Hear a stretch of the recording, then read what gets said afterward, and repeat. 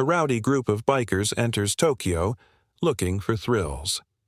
After a small misunderstanding, they find themselves in a noodle shop where they unknowingly insult a high-ranking member of the Yakuza.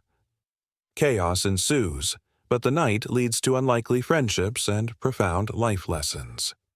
The roar of motorcycle engines echoed through the neon-lit streets of Tokyo as a group of leather-clad bikers made their grand entrance into the sprawling city. At the helm was Kaz, the group's self-appointed leader, a tall man with a wild shock of red hair and an infectious grin that was equal parts charm and arrogance. His crew, a mismatched band of thrill-seekers, followed close behind, their laughter blending with the throaty rumble of their bikes. Tokyo, with its labyrinth of narrow streets and towering skyscrapers, was unlike anything they had encountered on their road trips back home. Bright billboards flashed ads for energy drinks, pop idols, and gadgets, and the air buzzed with the hum of a city that never seemed to sleep. Kaz pulled his bike into a stop at the edge of Shinjuku, one of Tokyo's most vibrant districts. The rest of the crew parked beside him, stretching their legs and taking in their surroundings. "All right, gang," Kaz announced, pulling off his helmet with a theatrical flair. "We're here to make a statement. Let's show Tokyo how we roll." His closest friend, a burly man named Deke, rolled his eyes but grinned. "Kaz, let's not get arrested on our first night. Remember, we're here for the experience, not to star in a local police report." But Kaz was already scanning the bustling streets, his eyes lighting up as they landed on a small, cozy-looking noodle shop nestled between two larger buildings. A red paper lantern hung by the entrance, casting a warm glow. "Perfect," he said, pointing toward the shop. "Let's grab some food and maybe a little adventure." The group made their way to the shop, their heavy boots clomping on the pavement. Inside, the air was thick with the savory aroma of broth and freshly cooked noodles. The place was small, with only a handful of tables, but it was packed with locals slurping contentedly. The bikers squeezed into a corner booth, drawing a few curious glances. Kaz leaned back, scanning the menu with a confident smirk. "This is it, people. Authentic Tokyo cuisine. Order whatever you want. It's on me." Deke chuckled. "Since when did you become a noodle connoisseur?"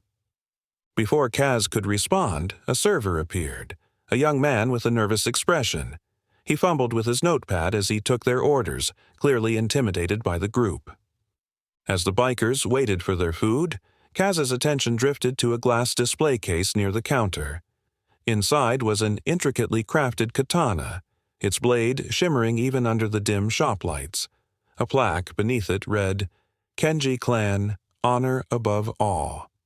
"Look at that," Kaz said, nudging Deke. "Bet that's worth a fortune. A real Yakuza sword." Deke frowned. "Maybe keep your voice down, Kaz. You don't know who's listening." But Kaz, emboldened by his surroundings, was already joking loudly about the sword and its supposed owners. His laughter echoed through the shop, drawing a few disapproving stares. One man, seated alone at the counter, turned slightly. He was impeccably dressed in a dark suit, his expression unreadable as he observed the group. Their food arrived, momentarily distracting the bikers. The bowls of steaming ramen were met with enthusiastic slurps and exclamations of approval. "This is amazing," Kaz declared, his earlier antics momentarily forgotten. "Worth the trip already." But the tension in the room was palpable. The man at the counter, now identified by a discreet tattoo peeking out from his collar, stood and approached their table. His movements were deliberate, his presence commanding. He stopped a few feet away, his sharp eyes locking onto Kaz. "You find something amusing about that sword?" the man asked, his voice low but firm. Kaz blinked, caught off guard. He opened his mouth to respond, but Deke stepped in, raising his hands in a placating gesture. "No offense meant, sir. We're just tourists. Didn't mean any harm." The man's gaze shifted to Deke, then back to Kaz. After a long, uncomfortable pause, he nodded once and returned to his seat. The bikers exchanged uneasy glances. The mood at their table significantly dampened. As they finished their meal and prepared to leave, Kaz couldn't resist one last remark, muttered just loud enough for the man to hear. "What's a guy like him doing in a noodle shop anyway?" Deke groaned. "Kaz, let it go." But it was too late. The man's hand tightened around his glass, his jaw clenching slightly. The bikers hurried out of the shop, their laughter forced and uneasy. Outside, Kaz mounted his bike, shaking off the encounter. Well, that was fun. Let's see what else Tokyo has to offer. The crew lingered for a moment, the unease from the encounter lingering like the faint scent of soy in the air. Deke, ever the voice of reason, pulled Kaz aside. "Look, man," he said quietly, "I get that you're trying to be the life of the party, but that guy, he wasn't just anyone. You saw the tattoo, right? You know what that means here." Kaz shrugged it off. Yeah. It's just a story to tell when we get back home." Deke shook his head, his jaw tightening. "Or it could be the story that gets us into trouble. Just think before you act, okay?" Kaz waved him off, but a flicker of doubt crossed his face. Still, his bravado remained intact as he revved his bike, signaling the others to follow. Unbeknownst to them, the man in the noodle shop stepped outside, his phone pressed to his ear. He spoke in a low, measured tone, his words cutting through the noise of the street. "They're leaving now," he said. "Find out who they are. Make sure they understand respect." The bikers, oblivious to the storm they had stirred, roared off into the Tokyo night. Their paths would cross again, but whether they'd be ready for what awaited them was another story. The small noodle shop was alive with the comforting sounds of clinking bowls and murmured conversations. The aroma of rich broth, soy, and scallions filled the air, blending with the rhythmic tapping of chopsticks. The bikers, seated in a corner booth, were an immediate anomaly in the otherwise tranquil scene. Their leather jackets and loud laughter drew every eye in the room. Kaz, as usual, was the loudest. He was regaling his crew with tales of their latest escapades, his voice carrying over the gentle hum of the shop. Deke, seated next to him, glanced around nervously. Unlike Kaz, Deke was more attuned to his surroundings, and the pointed stares from the other patrons didn't sit well with him. "Kaz," Deke hissed under his breath, "tone it down a bit, will you? We're not in a roadside diner back home. These people aren't used to us." Kaz waved him off with a smirk. "Relax, Deke. We're just adding a little life to the place. Look at them. Barely a peep out of anyone. It's like a library in here." Across the room, a man at the counter sipped his tea with deliberate slowness. He was dressed in a sharp black suit, his hair slicked back in a style that spoke of precision and authority. Though he appeared calm, his eyes betrayed a keen awareness of every movement and sound in the shop. His name was Kenji, and while his presence might not have meant much to the bikers, the shop's regulars knew better than to cross him. The tension in the room thickened as Kaz's voice grew louder. At one point he slapped the table, laughing at a joke only he seemed to find funny. The noise startled a young couple seated nearby, their noodles left half-finished as they exchanged uneasy glances.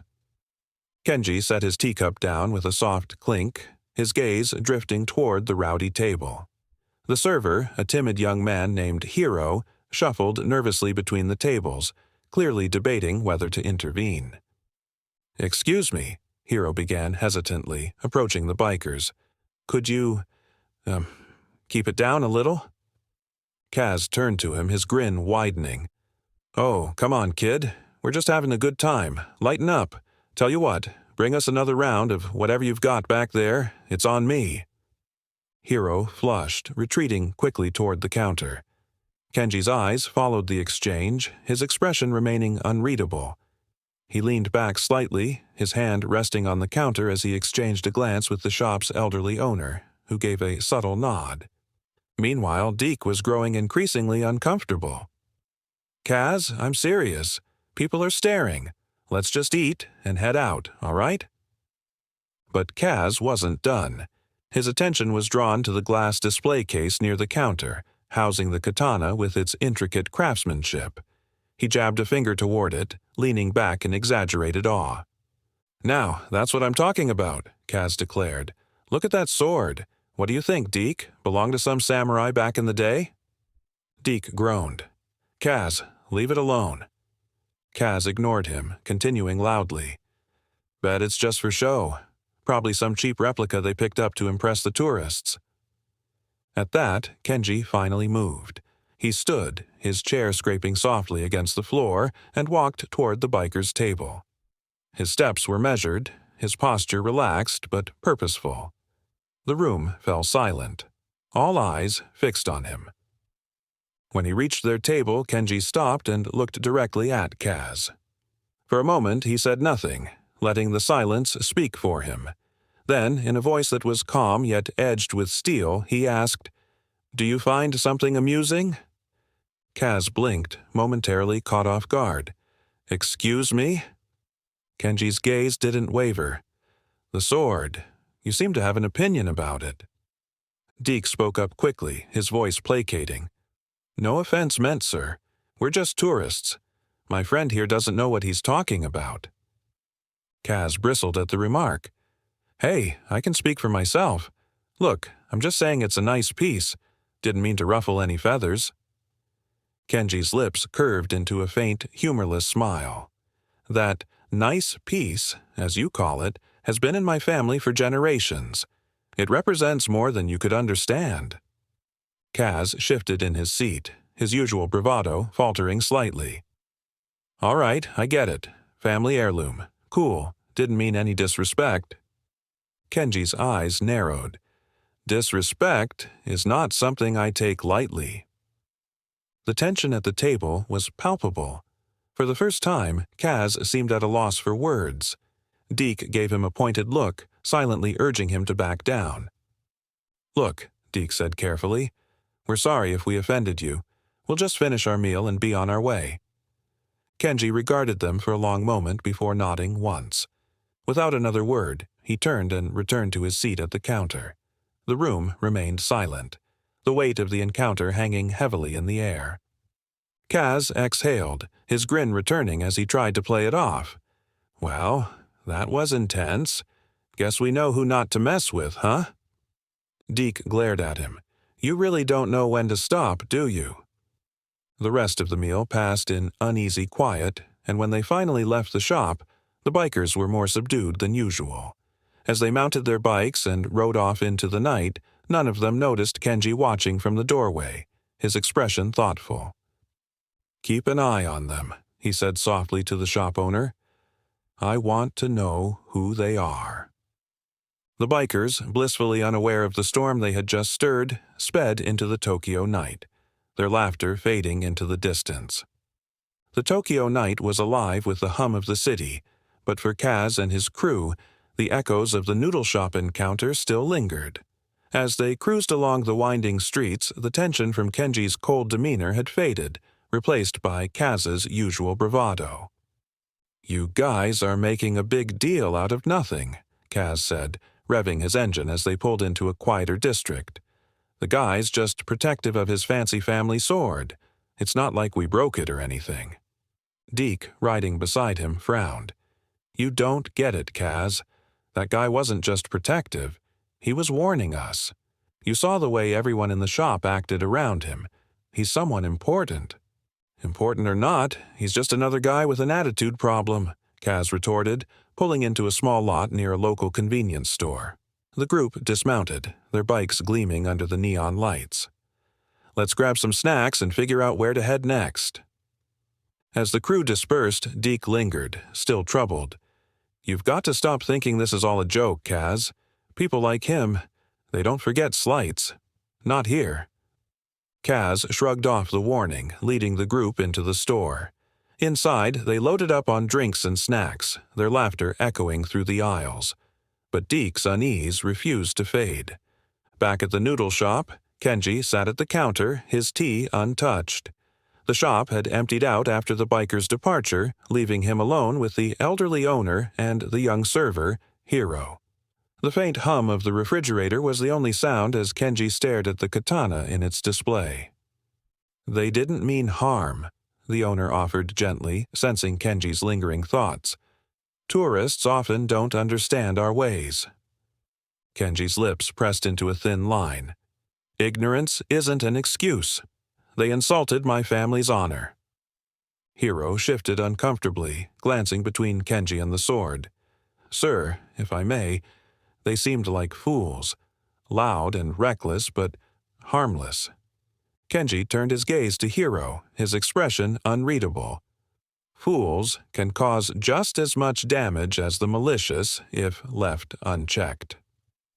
The weight of his words hung in the air, and Hiro swallowed nervously. The elderly owner sighed, stepping behind the counter to pour Kenji a fresh cup of tea. "What will you do?" Kenji's eyes lingered on the katana, its blade gleaming even in the dim light.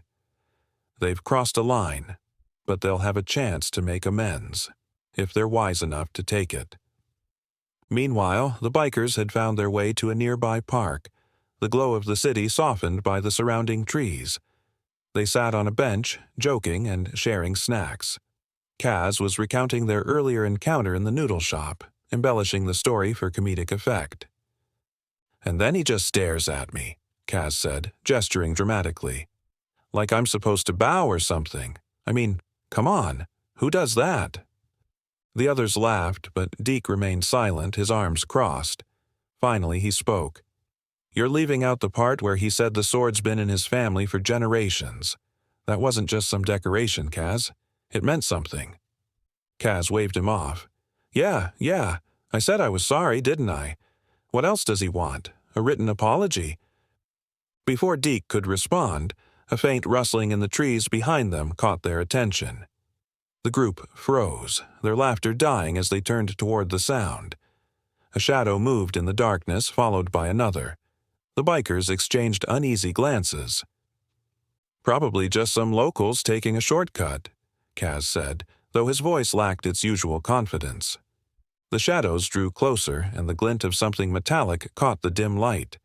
The bikers stood, instinctively moving closer together. Out of the shadows stepped 3 men, each dressed in dark suits. Their expressions were cold, their presence commanding. "Good evening," one of them said, his voice smooth but edged with menace. "Kenji-sama sends his regards."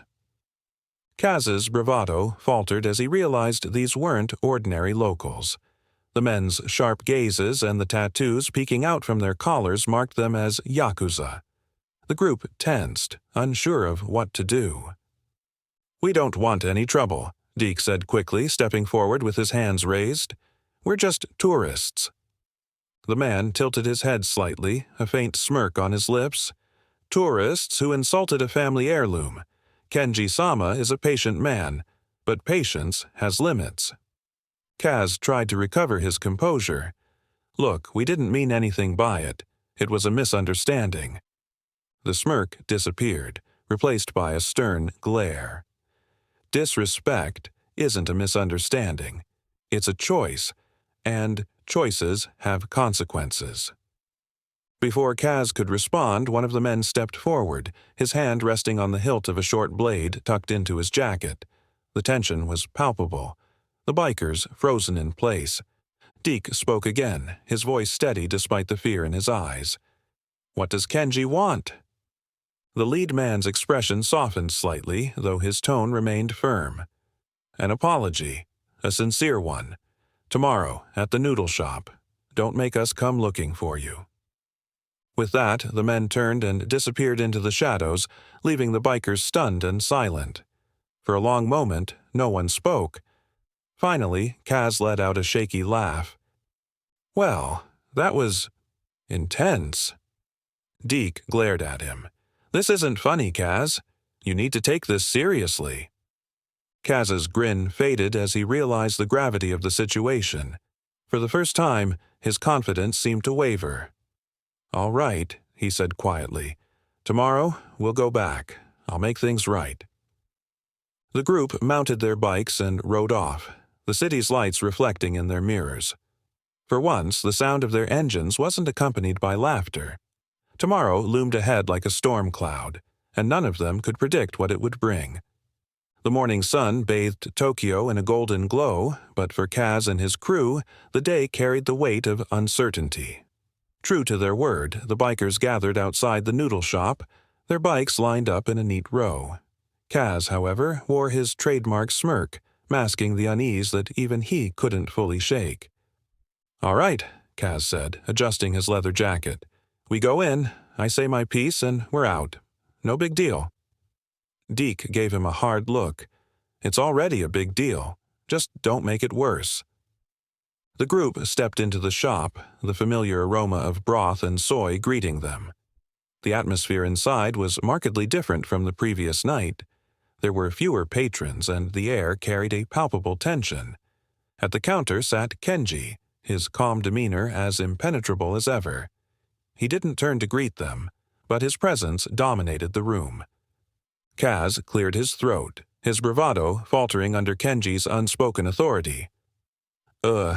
Hey, we're back, like you asked." Kenji turned slowly, his sharp gaze settling on Kaz. He said nothing, letting the silence stretch long enough to make the group shift uncomfortably. Kaz fidgeted, then spoke again, his voice quieter this time. "About last night, I didn't mean any disrespect. I shouldn't have said what I did." Kenji studied him for a moment before speaking, his voice measured. Words carry weight, whether intended or not. An apology isn't just words. It's understanding harm caused. Kaz opened his mouth to respond, but the door to the shop swung open. 4 men entered, their presence commanding attention. Dressed in sharp suits, they moved with menace. One of them, taller and broader than the rest, addressed Kenji directly.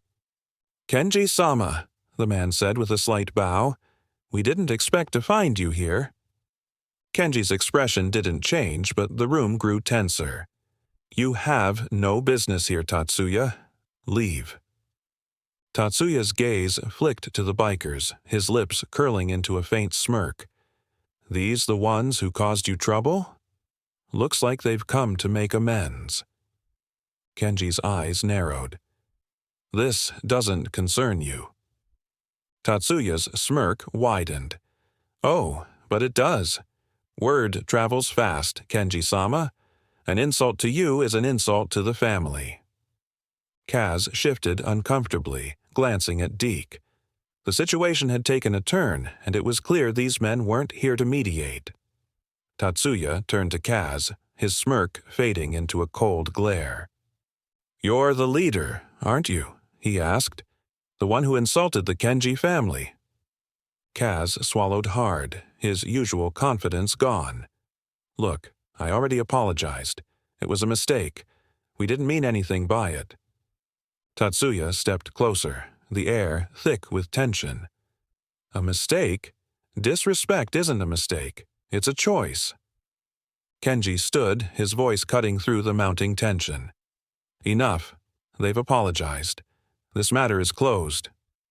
Tatsuya turned to Kenji, his expression defiant. "With respect, Kenji-sama, you're too lenient. They need to understand the consequences of their actions." Before Kenji could respond, Tatsuya made a sharp gesture, and the men behind him stepped forward. The bikers tensed, instinctively moving closer together. Deke's voice was low and urgent. "Kaz, we need to get out of here." Kaz nodded, his mind racing. The group backed toward the door, their movements slow and deliberate. Tatsuya's men followed, their steps calculated. The tension was electric, every second stretching into an eternity. Suddenly, one of Tatsuya's men lunged.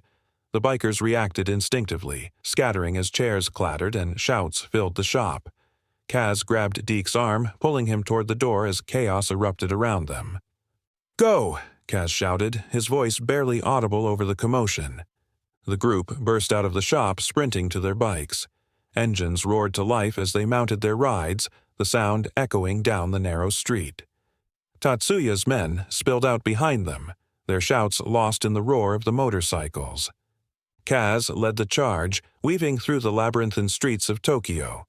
The bikers pushed their machines to the limit, their hearts pounding as they navigated tight corners and narrow alleyways. Behind them, sleek black cars appeared, their engines snarling as they gave chase. "Split up!" Deke yelled, and the group scattered, each taking a different path through the city. The move bought them time, but the chase was far from over.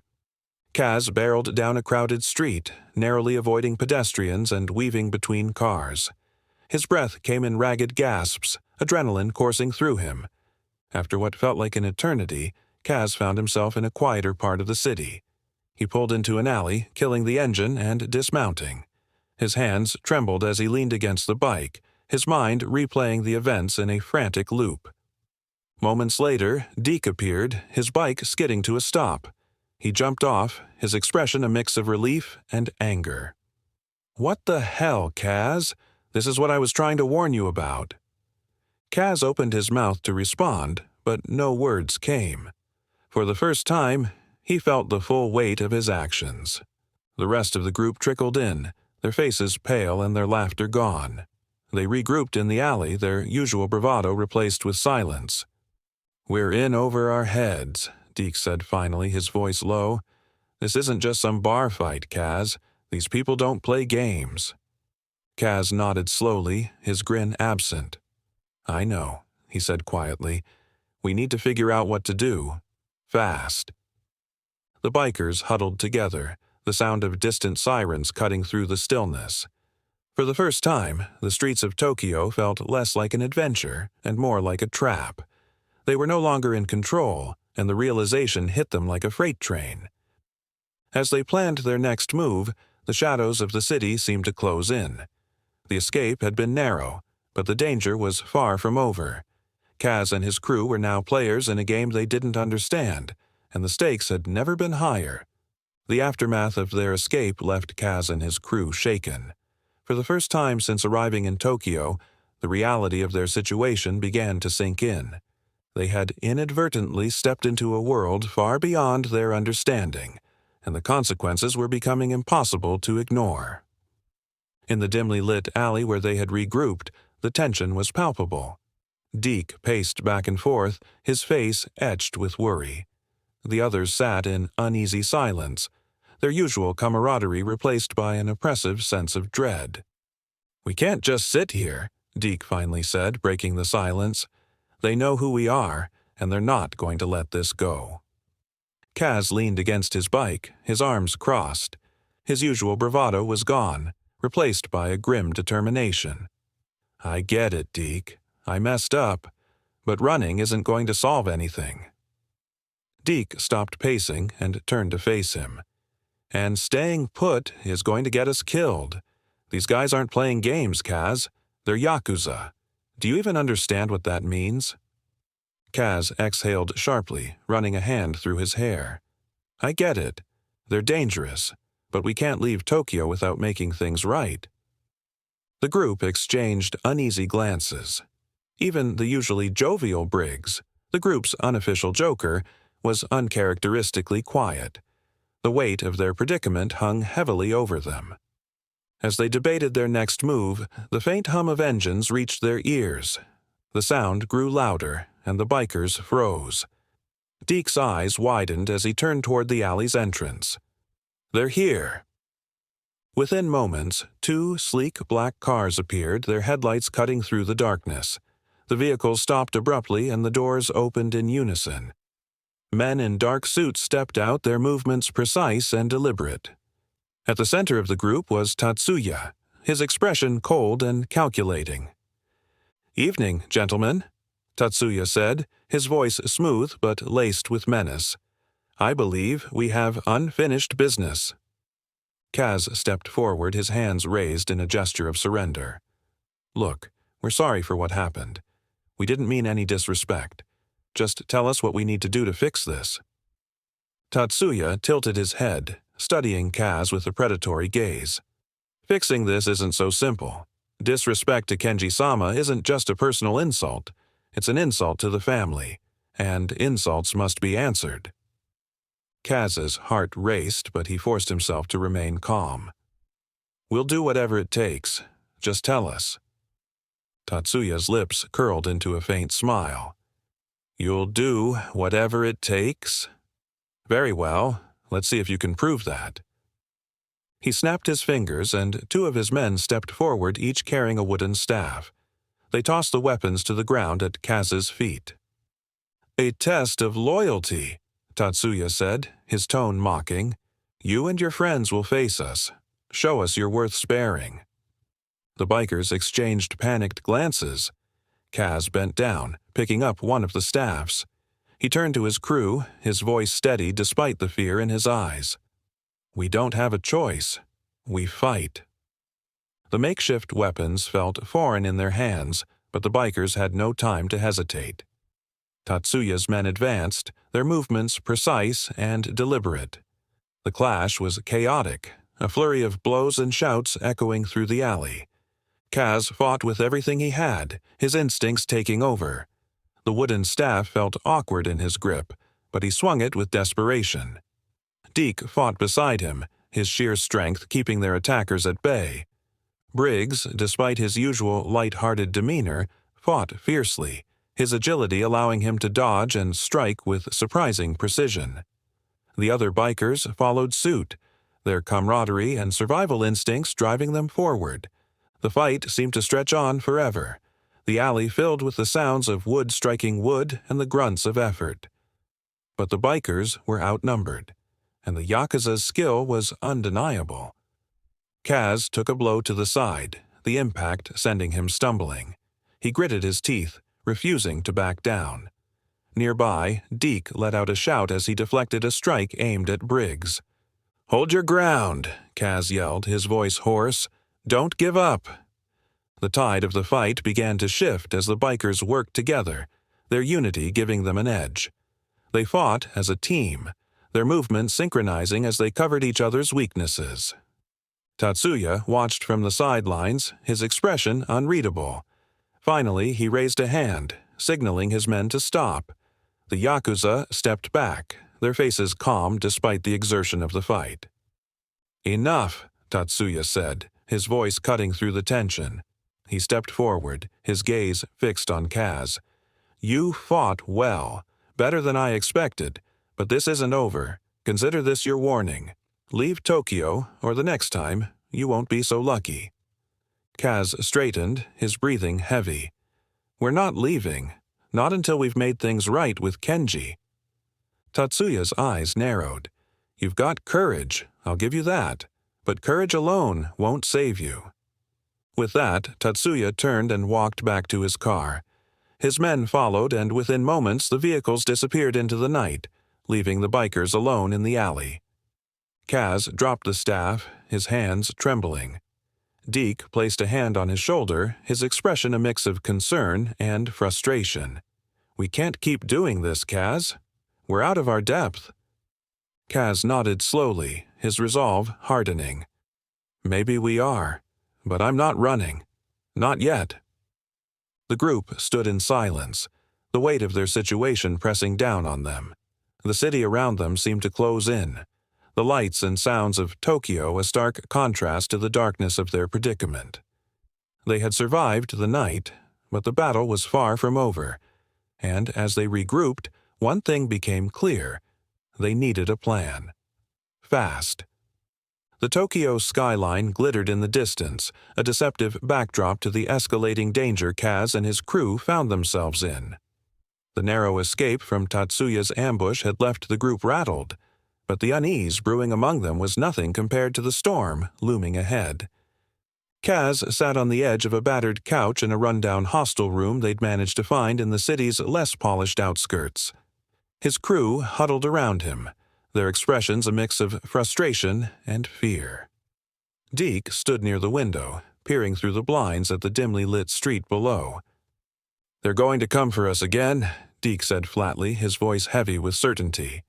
"And next time, they won't just stop at threats." Briggs leaned back against the wall, his usual humor absent. "What are we supposed to do? Hole up in here forever? Sooner or later, they'll find us." Kaz rubbed his temples, the weight of his decisions pressing down on him. "We can't hide, but we can't leave either. If we run, they'll track us down, and they'll take that as a sign of weakness." Deke turned from the window, his eyes sharp. "So, what's the plan, Kaz? Keep fighting until we're outnumbered and outmatched?" Kaz looked up, meeting Deke's gaze. "We need to find out more about Kenji. If we understand him, maybe we can figure out what it'll take to fix this." The room fell silent, the unspoken truth hanging in the air. They had stumbled into a world of traditions and unyielding codes, a world where respect and honor were currency. The bikers were outsiders, and their ignorance had cost them dearly. Unbeknownst to the group, their escape had set wheels in motion. Tatsuya, furious at Kenji's interference, had issued orders. Flyers with blurred security footage of the bikers began circulating in the underworld, messages sent to informants and street gangs. A bounty was placed on their heads, not for money, but for reputation. Capturing the foreigners who had insulted the Kenji family was a prize worth chasing. As night fell, the bikers ventured out cautiously, their movements deliberate as they searched for answers. The vibrant streets of Tokyo felt more sinister now, every shadow a potential threat. Kaz led the group, his confidence tempered by the weight of responsibility. Their first stop was a small bar tucked away in a narrow alley, the kind of place that thrived on secrets. The bartender, a wiry man with sharp eyes, regarded them warily as they entered. "We're looking for information," Kaz said, sliding a handful of yen across the counter. "About Kenji." The bartender's expression darkened. "You're poking your noses where they don't belong. That's dangerous." "We don't have a choice," Kaz replied, his voice steady. "Tell us what you know." After a long pause, the bartender leaned in, his voice low. "Kenji is old school. Honor means everything to him. But you've crossed Tatsuya, and he's not bound by the same rules. Watch your backs." The warning was clear, but it offered little solace. The bikers left the bar with more questions than answers, the weight of their predicament growing heavier. As they walked through the dimly lit streets, they became acutely aware of the eyes following them.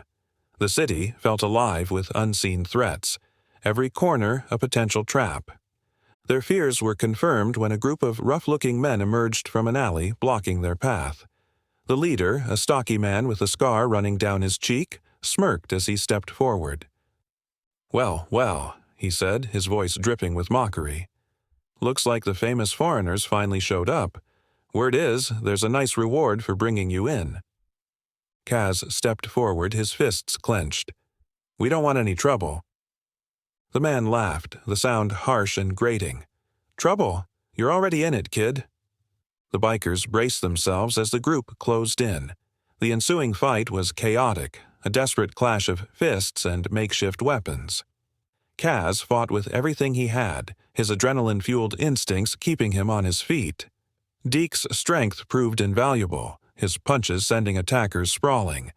Briggs, despite his wiry frame, moved with agility, his quick reflexes helping him evade blows and strike back with precision. The rest of the group followed suit, their camaraderie and survival instincts driving them forward. The fight spilled into the street, the sound of shouting and clattering metal drawing the attention of passers-by. The bikers managed to fend off their attackers, but not without cost. Bruised and battered, they retreated into the shadows, their breaths ragged and their spirits frayed. They regrouped in another alley, the distant wail of sirens adding to their unease. Deke leaned against a wall, clutching his side. "This isn't sustainable, Kaz. We can't keep fighting every gang in the city." Kaz nodded, his resolve hardening. "We need to get to Kenji. He's the key to ending this." "How?" Briggs asked, his voice tinged with desperation. "Tatsuya's got the whole city hunting us. We can't even walk the streets without getting jumped." Kaz's jaw tightened. "We'll find a way. We have to." The weight of their situation pressed heavily on the group, but there was no time to linger. They needed a plan, and fast. With no allies to turn to and every decision carrying life-or-death stakes, their path forward seemed impossibly narrow. Tokyo was no longer a sprawling metropolis of opportunity.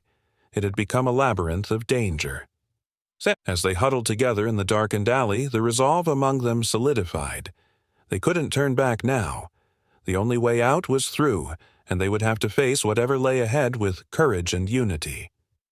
The next move would be critical, and for Kaz and his crew, there was no room for error. Every step they took brought them closer to the heart of their conflict and deeper into the storm that surrounded them. The city's pulse quickened as the bikers' predicament worsened.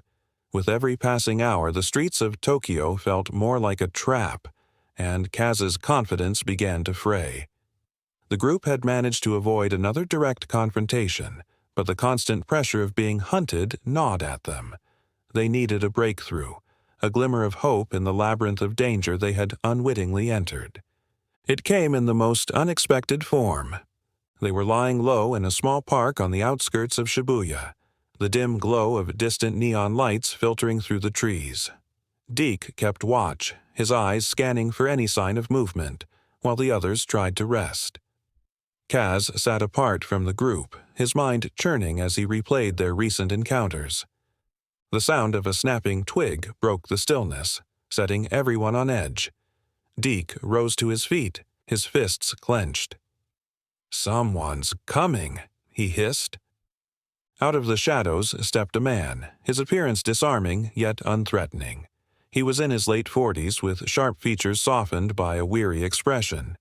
His clothes were simple but well kept, and his posture spoke of confidence tempered by experience. "Relax," the man said, raising his hands in a gesture of peace. "If I meant you harm, you'd already know." Kaz stood, his gaze wary.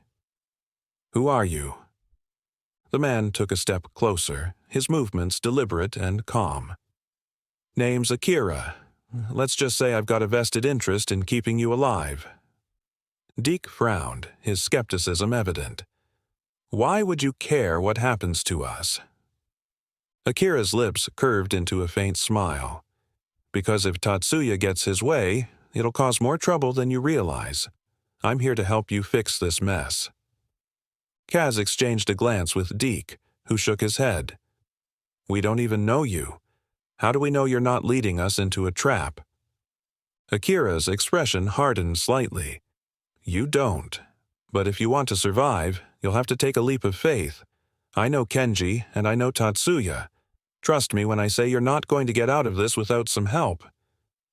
The tension in the air was palpable, but something about Akira's demeanor made Kaz pause. He weighed his options, the pressure of their situation forcing his hand. Finally, he nodded. "All right, talk."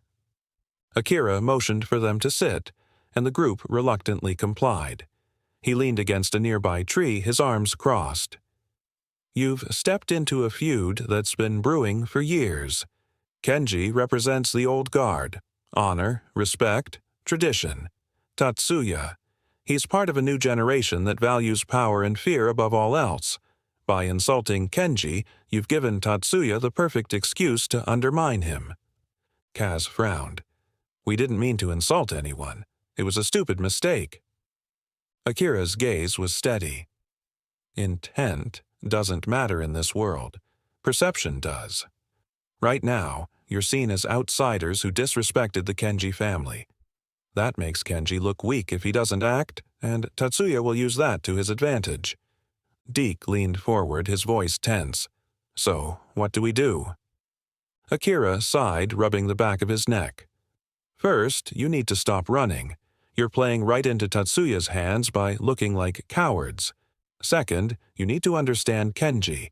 He's not unreasonable, but he's not going to let this slide without a gesture of respect. You need to show him you're willing to make amends." Kaz hesitated. "And how do we do that?" Akira's eyes narrowed slightly. "That's the hard part. Kenji values actions over words. You'll need to prove you're serious, and to do that, you'll need to step into his world." The group exchanged uneasy glances. The idea of delving deeper into the world of the Yakuza was daunting, but they had no other options. "How do you know all this?" Briggs asked, his tone cautious. Akira's expression darkened. "Because I was once part of that world. I walked away years ago, but some ties are hard to sever." The weight of his words settled over the group. Akira's knowledge and calm demeanor hinted at a past steeped in experience, and his offer of help seemed genuine. Still, trust was not something the bikers could afford easily. "Why help us?" Kaz asked. "You could have walked away and left us to deal with this on our own." Akira's gaze softened, a hint of sadness flickering in his eyes. "Because I've seen what happens when people get caught in the crossfire. You remind me of someone I once knew, someone who didn't get a second chance. Maybe I'm just trying to balance the scales." The bikers fell silent, the weight of Akira's words sinking in. Finally, Kaz stood and extended a hand. "All right, Akira, we'll trust you, but if this goes sideways—" Akira shook Kaz's hand firmly. "It won't. Stick with me, and we'll get through this." The group followed Akira as he led them through the maze-like streets of Tokyo, his knowledge of the city proving invaluable. He guided them to a discreet hideout, a small, nondescript building tucked away in a quiet neighborhood. "You'll be safe here for now," Akira said, gesturing to the building. "Get some rest. Tomorrow we'll start making things right." As the bikers settled in, a sense of cautious hope began to take root. For the first time since their ordeal began, they had an ally, someone who understood the world they had stumbled into and was willing to guide them through it. Kaz sat by a window, staring out at the city lights. Deke joined him, his expression thoughtful. "Do you trust him?" Kaz shrugged. "I don't know, but right now, he's all we've got." The night stretched on, the city humming softly in the background. With Akira's guidance, the bikers had a chance to turn the tide, but the road ahead was fraught with challenges, and their journey into the heart of Tokyo's underworld was only beginning. The following morning, the bikers awoke in their makeshift hideout to the sound of soft rain tapping against the windows. The tension of the previous night lingered in the air, but there was a faint sense of purpose now that Akira was guiding them. As they gathered around a small table, Akira began to share the story of Kenji, a story that would give them a glimpse into the man they had unknowingly offended. Kenji wasn't always the powerful figure he is today, Akira started, his voice steady but tinged with emotion. He grew up in the outskirts of Kyoto, the son of a traditional craftsman. His father made swords, katanas, using techniques passed down through generations. To Kenji's family, the sword was more than a weapon. It was a symbol of honor and discipline. The bikers listened intently, the gravity of Akira's words drawing them in. Even Kaz, usually quick to brush off stories, seemed captivated by the tale. Kenji's father was strict but fair, Akira continued. He taught Kenji the value of hard work and respect. But life wasn't easy for them. The modern world had little interest in traditional craftsmanship, and the family struggled to make ends meet. Kenji watched as his father poured his soul into every blade, only to see his work undervalued. Akira paused, his gaze distant as if recalling a memory. When Kenji was a teenager, tragedy struck. His father was approached by a group of local thugs who demanded protection money. When he refused, they destroyed his workshop. The family's livelihood was gone in an instant. The bikers exchanged uneasy glances, the weight of the story settling over them. "What happened next?" Deke asked, his voice low. Akira sighed. Kenji's father tried to rebuild, but the damage was done. He passed away not long after, and Kenji was left to fend for himself. He could have given up, become another victim of circumstance, but he didn't. Instead, he swore to uphold his father's legacy and protect those who couldn't protect themselves. Kaz leaned forward, his interest piqued. "So that's how he got involved with the Yakuza?" Akira nodded. In a way, Kenji joined the Yakuza not for power, but for a sense of purpose. He rose through the ranks quickly, earning respect for his discipline and unwavering sense of honor. He rebuilt his family's workshop and used it as a front for his operations. But to him, it was more than that. It was a reminder of where he came from. Briggs, who had been silent until now, spoke up. "And what about Tatsuya? Where does he fit in?" Akira's expression darkened. Tatsuya represents everything Kenji despises about the modern Yakuza. He's ruthless, ambitious, and willing to discard tradition for the sake of power. While Kenji believes in loyalty and respect, Tatsuya sees them as weaknesses. Their rivalry has been brewing for years, but your actions have escalated it. Kaz sat back, processing the information. So we've become pawns in their feud. Akira met his gaze, his expression serious. Not pawns. Catalysts. Your actions have put Kenji in a difficult position. If he lets this slide, it undermines his authority. But if he retaliates too harshly, he risks becoming the very thing he despises. Deke ran a hand through his hair, his frustration evident. Great. So, what do we do? Akira leaned forward, his voice firm. You need to show Kenji that you understand what you've done. He values sincerity and effort. If you can convince him that you respect his values, he might be willing to forgive. The room fell silent as the bikers absorbed Akira's words. Kaz broke the silence, his voice quieter than usual. And how do we do that? Akira's gaze softened. It won't be easy. Kenji's trust isn't given lightly. But there's one thing he values above all else. Family. If you can show him that you're willing to fight for your own, he might see you in a different light. Kaz frowned, his mind racing. Fight for our family? What does that even mean? Akira's lips curved into a faint smile. It means proving that you're not just a group of reckless tourists. You need to show him that you have your own code, your own sense of honor. The bikers exchanged uncertain glances. The idea of earning Kenji's respect seemed daunting, but they knew it was their only chance. For the first time since their ordeal began, they felt a sliver of hope. Kenji's respect is hard-earned but not impossible, Akira added. It's about showing consistency. Words won't sway him, but your actions might. As the rain continued to fall outside, Akira stood and placed a hand on Kaz's shoulder. This isn't just about survival. It's about redemption. You've made mistakes, but you have the chance to make things right. Don't waste it. Kaz nodded, his resolve hardening. We won't. The group spent the rest of the day preparing for what lay ahead. Akira guided them through the nuances of Japanese culture, teaching them the importance of humility and respect. It was a crash course in a world they barely understood, but they approached it with determination.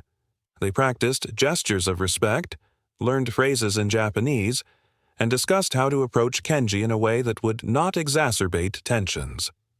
By nightfall, the bikers were exhausted but more united than ever. They knew the road ahead would be treacherous, but with Akira's guidance, they felt ready to face it. As they settled in for the night, Kaz sat by the window, staring out at the city lights. For the first time in days, he felt a sense of purpose. They weren't just running anymore. They were moving forward. The journey to redemption had begun, and for Kaz and his crew, there was no turning back. The morning brought a tenuous sense of clarity for Kaz and his crew. The rain had cleared, and the streets of Tokyo shimmered under the pale light of dawn. For the first time in days, they felt a semblance of direction, thanks to Akira's guidance. But as they prepared to take their next step, the weight of their situation pressed heavily on them. Akira paced the small room, his expression thoughtful. We need to approach Kenji directly. There's no point in delaying it further. Kaz frowned, leaning against the wall with his arms crossed. You really think he'll even give us the time of day? From what you've told us, he's got every reason to turn us away. Or worse. Akira stopped pacing and fixed Kaz with a steady gaze.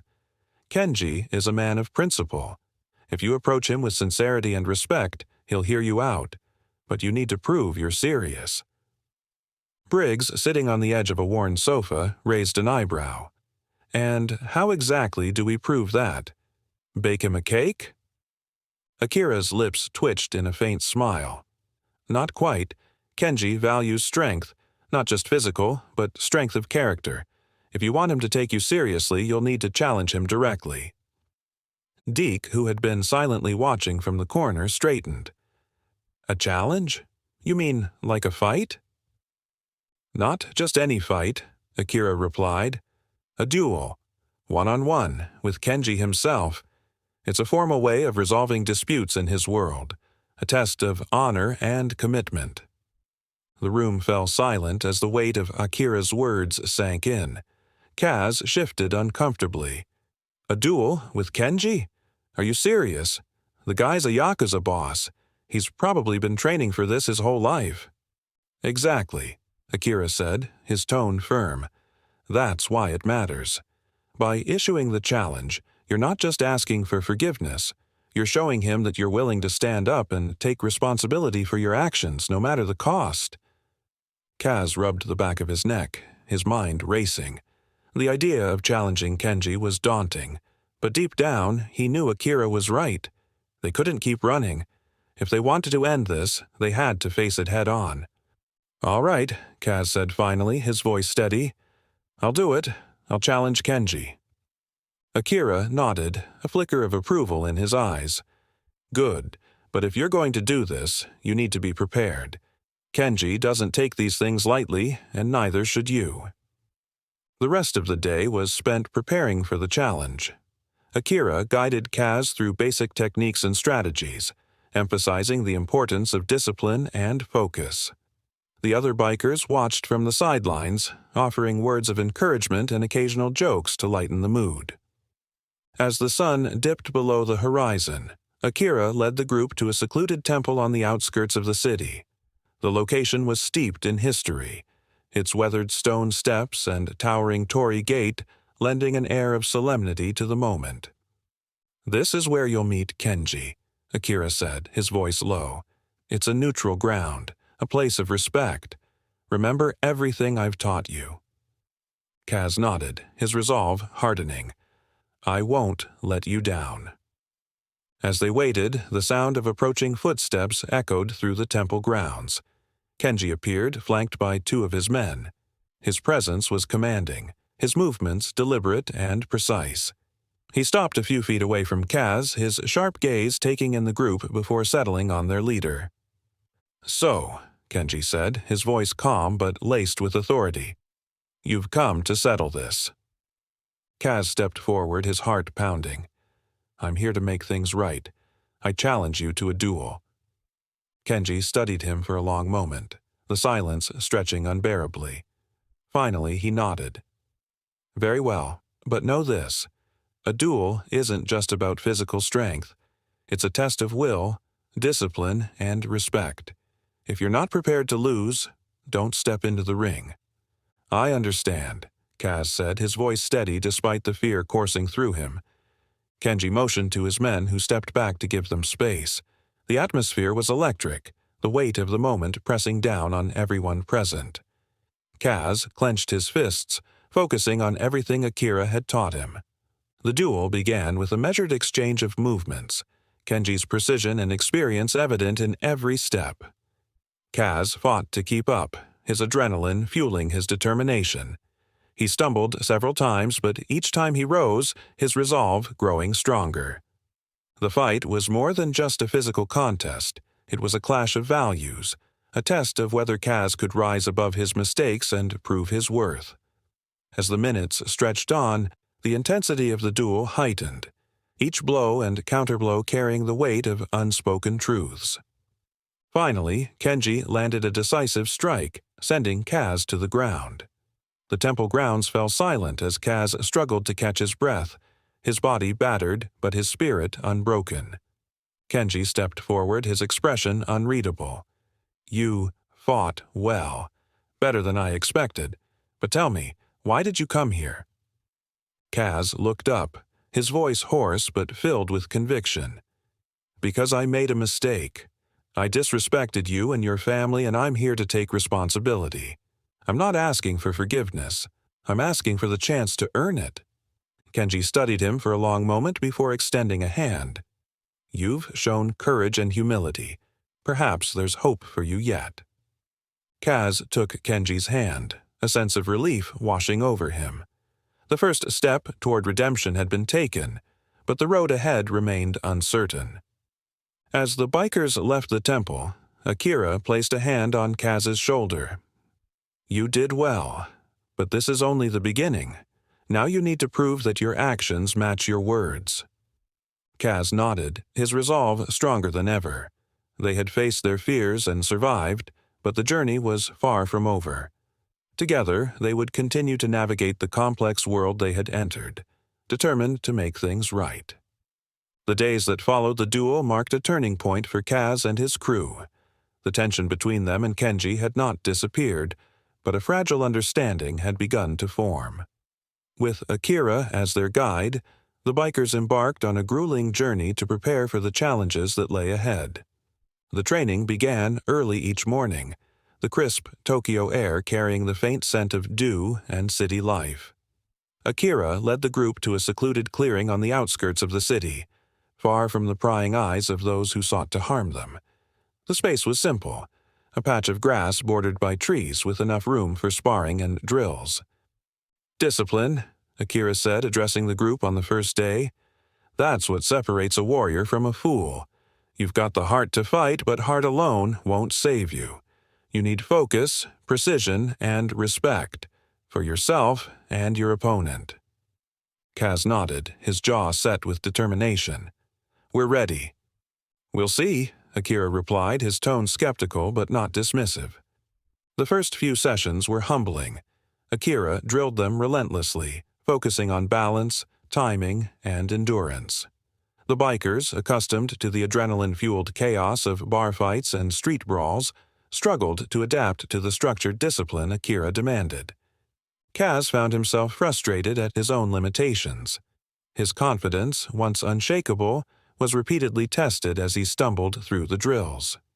Deke, with his natural strength, fared better in some exercises but was equally challenged by the precision required. Even Briggs, who often deflected tension with humor, was uncharacteristically subdued as he grappled with the physical and mental demands. "You're thinking too much," Akira said one afternoon, watching as Kaz hesitated during a sparring session. "A fight isn't won with brute force or clever tricks. It's won with clarity. Trust your instincts, but don't let them control you." Kaz gritted his teeth and nodded, determined to improve. Each day he pushed himself harder, the ache in his muscles a constant reminder of how far he still had to go. As the training progressed, Akira began to share more of his own story. He spoke of his time in the Yakuza, the choices that led him there, and the sacrifices he made to leave. His honesty resonated with the bikers, giving them a deeper understanding of the world they had stumbled into. "Kenji taught me a lot," Akira admitted one evening as they sat around a small fire. "Not just about fighting, but about life. He believes in the power of redemption, but he doesn't give it freely. You have to earn it." Kaz stared into the flames, the weight of Akira's words sinking in. "Do you think we can earn it?" Akira met his gaze, his expression unreadable. "That depends on you." The days turned into weeks, and the bikers began to see progress. Their movements grew sharper, their reactions quicker. More importantly, they started to work together as a team, anticipating each other's actions and covering each other's weaknesses. The camaraderie that had always defined their group evolved into something deeper, a shared sense of purpose and accountability. One afternoon, as the sun dipped low in the sky, Akira introduced a new exercise. He handed each of them a wooden staff, its weight solid and grounding. "These aren't just tools," he said. "They're extensions of you. If you can master the staff, you'll start to understand the balance between strength and control." The bikers took to the exercise with varying degrees of success. Kaz, determined to prove himself, practiced tirelessly, his movements awkward at first but gradually becoming more fluid. Deke's natural strength gave him an edge, but he struggled to temper his power with finesse. Briggs, to everyone's surprise, showed a knack for agility, his quick reflexes allowing him to adapt easily. "You're learning," Akira said one evening as they practiced under the fading light. "But remember, this is only the beginning. Mastery isn't achieved overnight. It takes time, patience, and humility." Kaz wiped the sweat from his brow and nodded. "We'll keep at it." As the weeks wore on, the bikers began to notice changes in themselves, not just physically but mentally and emotionally. The training had a way of stripping away their bravado, forcing them to confront their own flaws and insecurities. For Kaz, it was a humbling experience that left him questioning the impulsive decisions that had led them to this point. One evening, as they rested after a particularly grueling session, Akira addressed the group. "There's something you need to understand about Kenji. To him, this isn't just about honor, it's about legacy. Every decision he makes is weighed against the future he wants to leave behind. If you want to earn his respect, you need to show him that you understand that." Kaz nodded, his expression serious. "We will." The final days of training were the most intense. Akira pushed them to their limits, testing their endurance and resolve. By the end, the bikers were bruised, battered, and exhausted, but they were also stronger, more focused, and more united than ever before. On the last day, as they stood together in the clearing, Akira addressed them one final time. "You've come a long way, but the hardest part is still ahead. Remember what you've learned, not just the techniques but the mindset. Stay disciplined, stay humble, and don't lose sight of why you're doing this." Kaz stepped forward, his eyes filled with determination. "We're ready." Akira nodded, a faint smile tugging at the corners of his lips. "Then, it's time." As they left the clearing, the weight of their journey pressed heavily on them, but so did a renewed sense of purpose. They had trained hard, forged stronger bonds, and learned valuable lessons, but the true test of their growth was yet to come. The training had forged the bikers into a more cohesive group, but their true test came when Akira led them deeper into the cultural and moral heart of the challenge. Earning Kenji's respect would require more than physical strength or skill. It demanded understanding and embodying the values that Kenji lived by. One crisp morning, Akira took the group to a local shrine, its red torii gates standing tall against the backdrop of autumn leaves. The bikers were out of place amid the serene surroundings, their leather jackets and rough demeanor contrasting sharply with the tranquility of the setting. "This isn't just a place of worship," Akira said as they climbed the stone steps. "It's a reminder of the values Kenji holds dear: respect, humility, and honor. If you want to show him you've changed, you need to start here." Kaz looked around, the gravity of Akira's words sinking in. "What are we supposed to do?"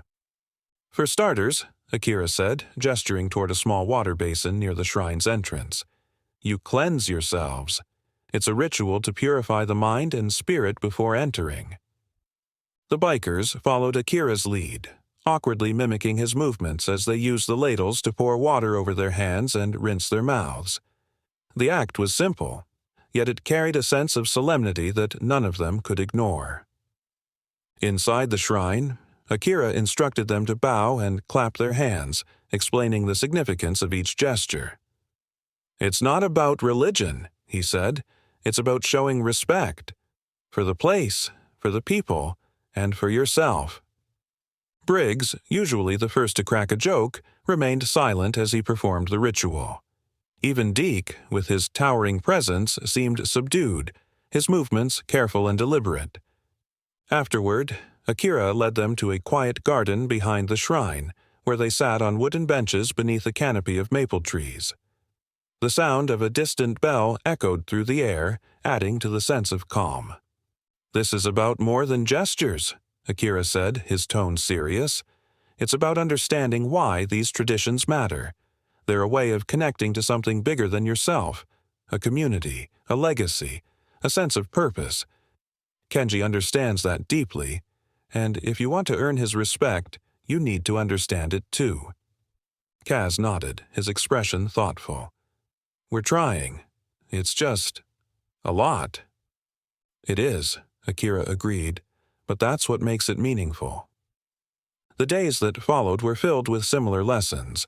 Akira took them to traditional tea ceremonies, where they learned the art of patience and precision, and to small family-run shops, where they witnessed the dedication and pride that went into every task. Each experience was a window into the values that shaped Kenji's world. One afternoon, Akira brought them to a dojo where Kenji's men trained. The room was filled with the sound of clashing bamboo swords as young apprentices sparred under the watchful eyes of their instructors. Akira introduced the bikers to the head instructor, a stern but kind man named Hiroshi. "They'll be training with you today," Akira said. Hiroshi raised an eyebrow but nodded. "We'll see what they're made of." The bikers stepped onto the tatami mats, their nerves evident.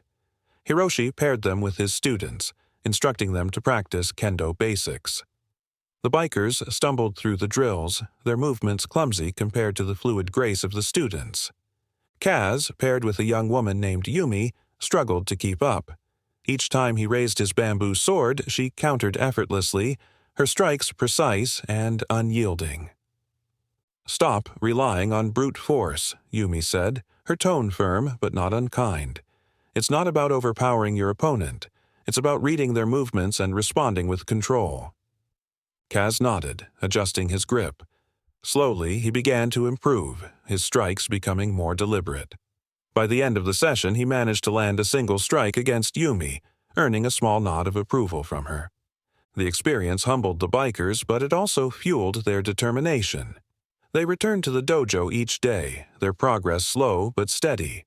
Over time, they began to earn the respect of the students and instructors, not through skill, but through their persistence and willingness to learn.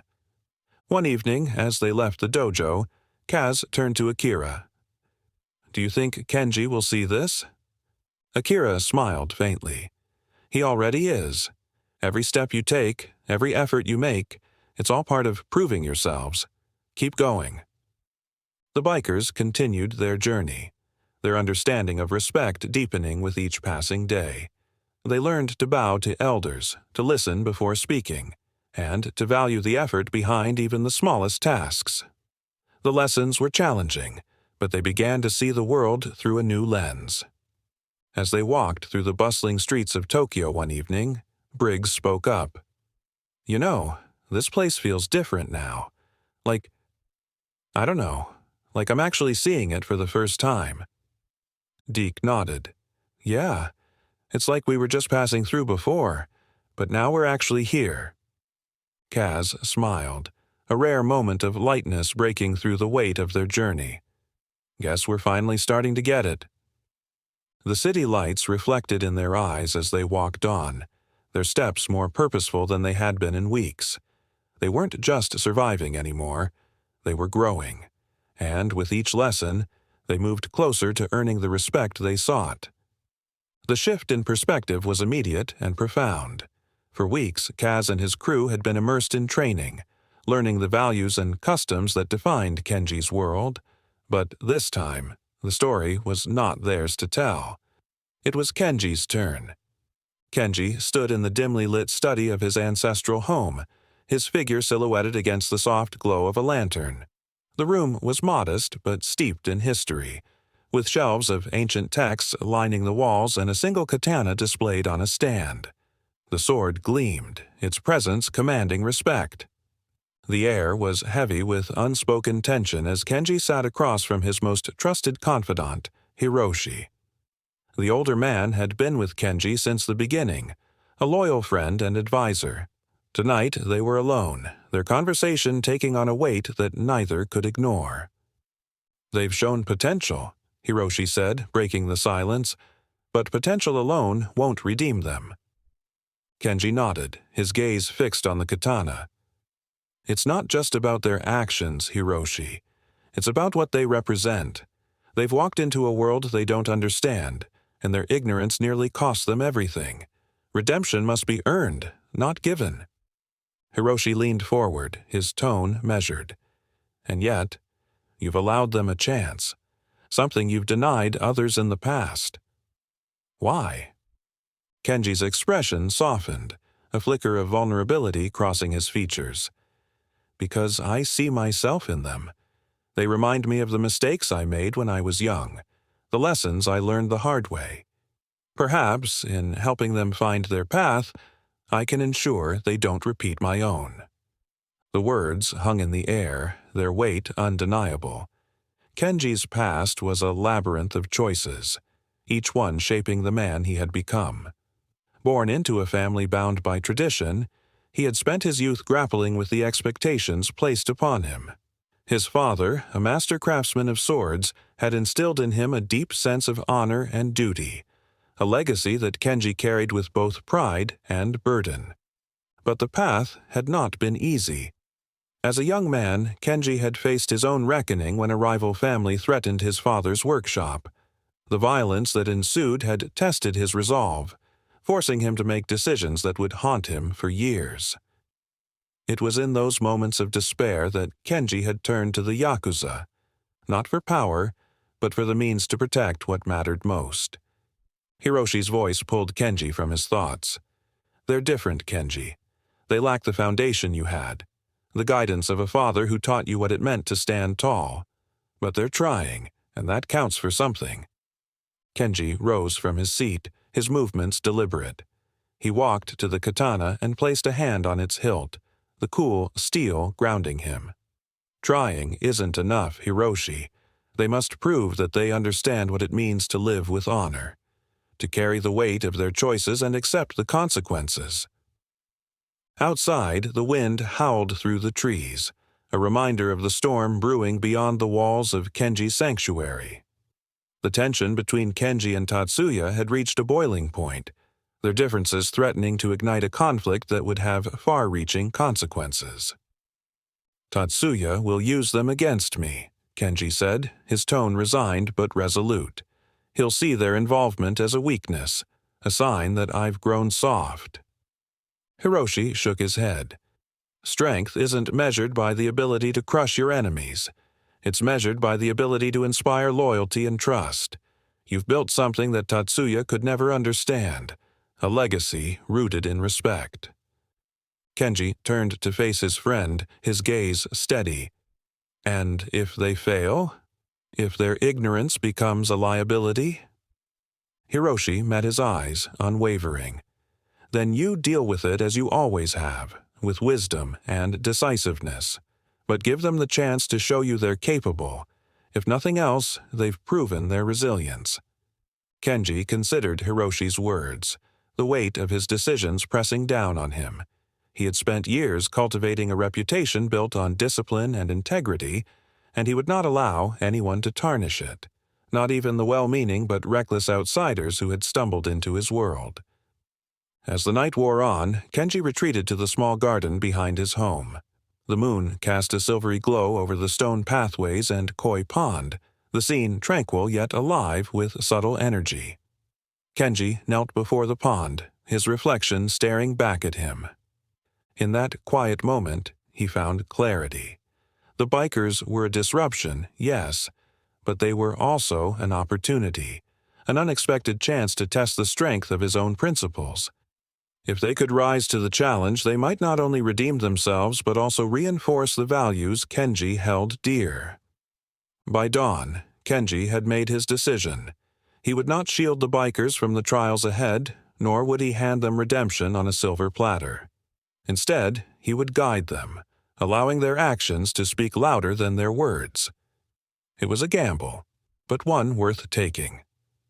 As the first light of day broke over the horizon, Kenji rose from his place by the pond. The path forward was uncertain, but he was prepared to face it with the same resolve that had carried him through countless trials before. For Kenji, it was not just about winning or losing. It was about preserving the integrity of the life he had built and the legacy he hoped to leave behind. The air in the dojo was heavy with anticipation. For days, Kaz and his crew had thrown themselves into preparation, their training intensifying under Akira's watchful eye. The duel with Kenji was no longer just a test of Kaz's mettle. It had become a defining moment for the entire group. Akira stood at the center of the room, his calm demeanor a stark contrast to the tension radiating from the bikers. "This isn't just about winning," he said, his voice steady. "It's about proving that you've learned something, about honor, about respect, and about yourself." Kaz nodded, his jaw set with determination. "We're ready." "Not yet," Akira replied, a faint smile playing on his lips. "But you're getting there." The training sessions became grueling, each day pushing the bikers further than the last. Akira drilled them relentlessly, focusing on technique, endurance, and discipline. The dojo echoed with the sound of clashing bamboo swords and heavy breathing as they sparred, each strike carrying the weight of their determination. Kaz found himself paired with Akira more often than not, their bouts serving as both instruction and challenge. Akira's movements were precise, almost effortless, a testament to years of experience. Kaz, by contrast, was raw, his strikes fueled by emotion rather than strategy. "You're still fighting with your head," Akira said after disarming Kaz for the third time in a single session. "Stop thinking about what you should do and start feeling it. Trust your instincts, but don't let them control you." Kaz wiped the sweat from his brow, frustration flickering in his eyes. "Easier said than done." "Nothing worth doing is easy," Akira replied, handing Kaz his sword. "Again." As the days wore on, the bikers began to find their rhythm. Deke's brute strength became tempered with precision, his strikes no longer wild but calculated. Briggs, ever the quick thinker, adapted his agility into a fluid style that caught even Akira off guard. Even the quieter members of the crew found their place, their individual strengths contributing to the group's overall progress. The preparation wasn't limited to the physical. Akira took the time to delve into the philosophy behind the duel, explaining the importance of honor and the role it played in Kenji's world. "A duel isn't just a fight," Akira said one evening as they sat around a small fire outside the dojo. "It's a conversation, a way of expressing things that can't be said with words. Every movement, every strike, every moment of hesitation, it all says something about who you are." Kaz stared into the flames, his mind racing. "And what if I lose?" "Then you lose," Akira said simply. "But if you fight with honor, if you give everything you have, then you've already won something more important." The words lingered in the air, their weight sinking in as the group sat in silence. For the first time, Kaz began to see the duel not as a battle to be won, but as an opportunity to prove himself, not just to Kenji, but to his crew and to himself. The clearing in the woods was eerily quiet as the first light of dawn filtered through the trees, casting a golden glow over the gathering. Kaz stood at the edge of the space, his palms sweating despite the cool morning air. Across from him, Kenji exuded calm, his posture straight, his expression unreadable. Around them, the bikers and Kenji's men formed a silent circle, their presence a solemn acknowledgement of the gravity of the moment. Kaz had spent the night restless, turning over every lesson Akira had drilled into him. Now, standing face to face with Kenji, he felt the weight of every choice that had led him here. The duel was not just about skill, it was a reckoning. Kenji's voice broke the silence. "You've challenged me, and I've accepted. This is not a fight of anger or vengeance. It is a test, a measure of honor and intent. Do you understand?" Kaz nodded, his throat dry. "I do." Kenji gestured to one of his men, who stepped forward with 2 wooden swords. They were not the sleek, polished katanas of a true duel, but practice weapons, a concession that acknowledged the need for survival rather than death. Kenji took one and tossed the other to Kaz. The wooden blade felt heavier than Kaz had expected, its balance unfamiliar. He adjusted his grip, willing his hands to stop shaking. Across the clearing, Kenji stood poised, his sword angled slightly downward, a stance that radiated both precision and control. "Begin," Kenji said simply. The first clash of wood against wood shattered the stillness. Kaz lunged, his movements driven more by adrenaline than strategy.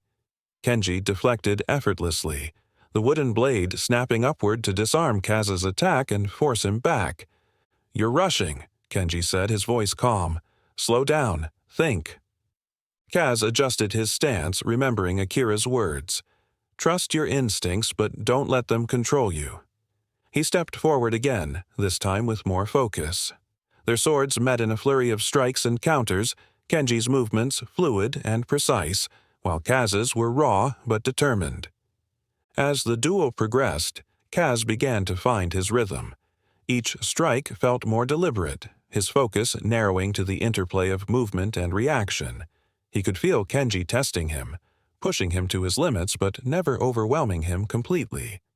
Around them, the onlookers watched in silence.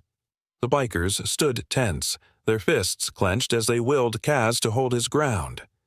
Akira stood slightly apart, his expression unreadable but his eyes sharp, tracking every movement. A sudden shift in Kenji's stance caught Kaz off guard.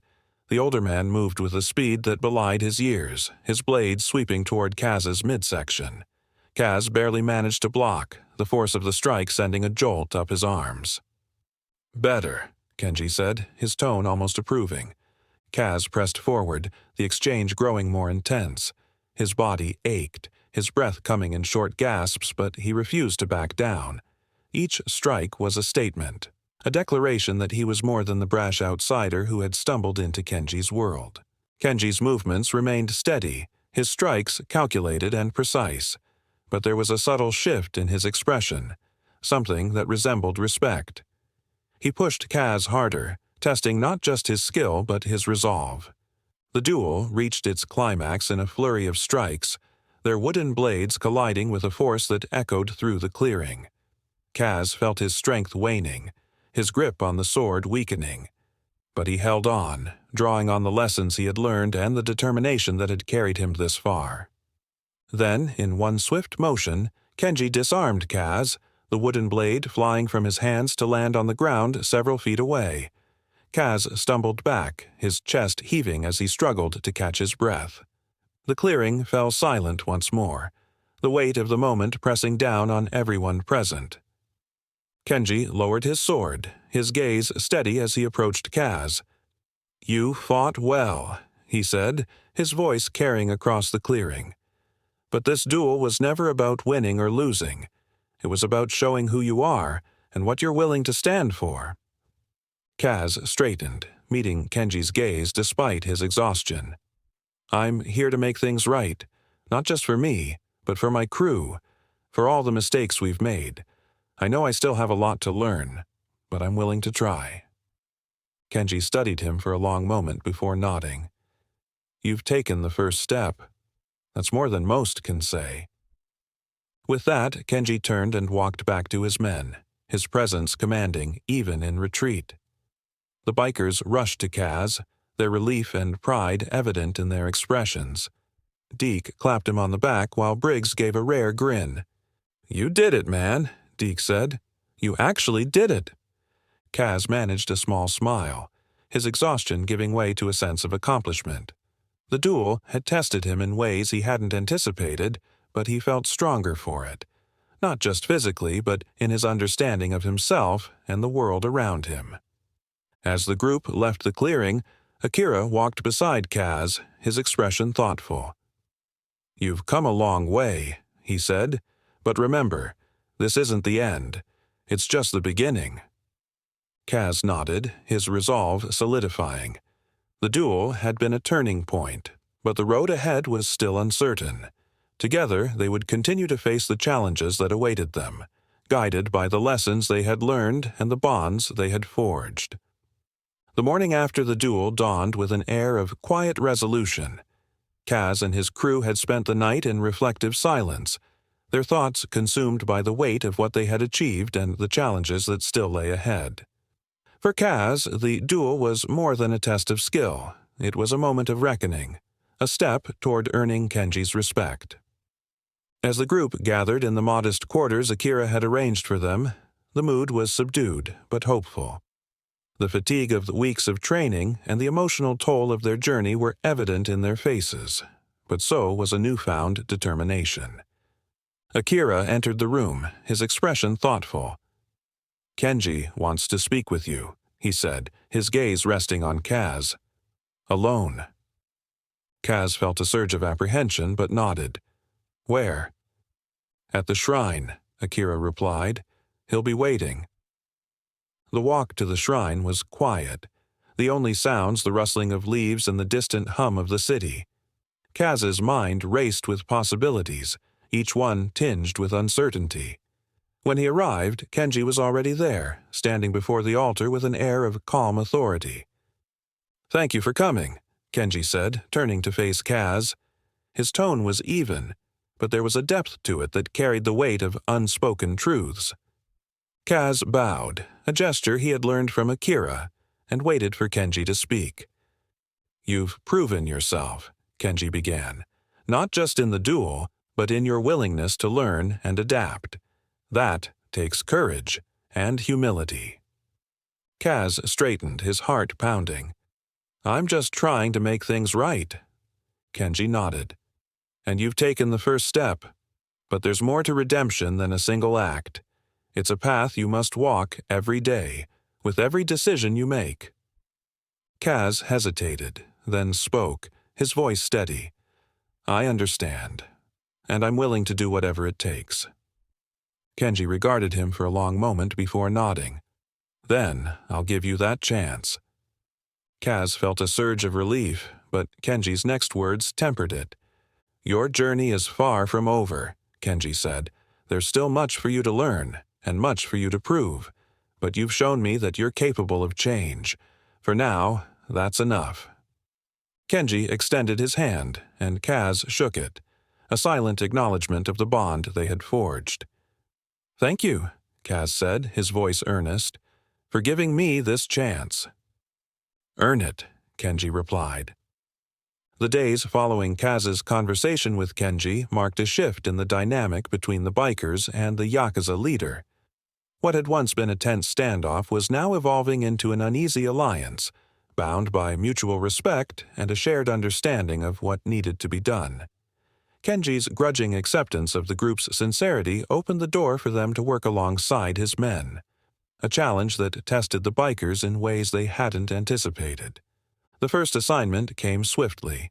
Kenji summoned Kaz and his crew to his home, where he outlined the details with his usual measured tone. "There's a small business under my protection, a family-owned tea shop in Shibuya.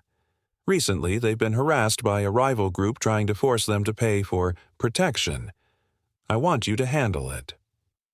Kaz exchanged glances with his crew, their expressions a mix of apprehension and determination. "What exactly do you mean by handle it?" he asked cautiously. Kenji's gaze was steady. "Show them why the family doesn't need their protection. No violence unless absolutely necessary. Use your presence, your unity. Make it clear they're not alone." It wasn't the assignment Kaz had expected, but it was one he understood.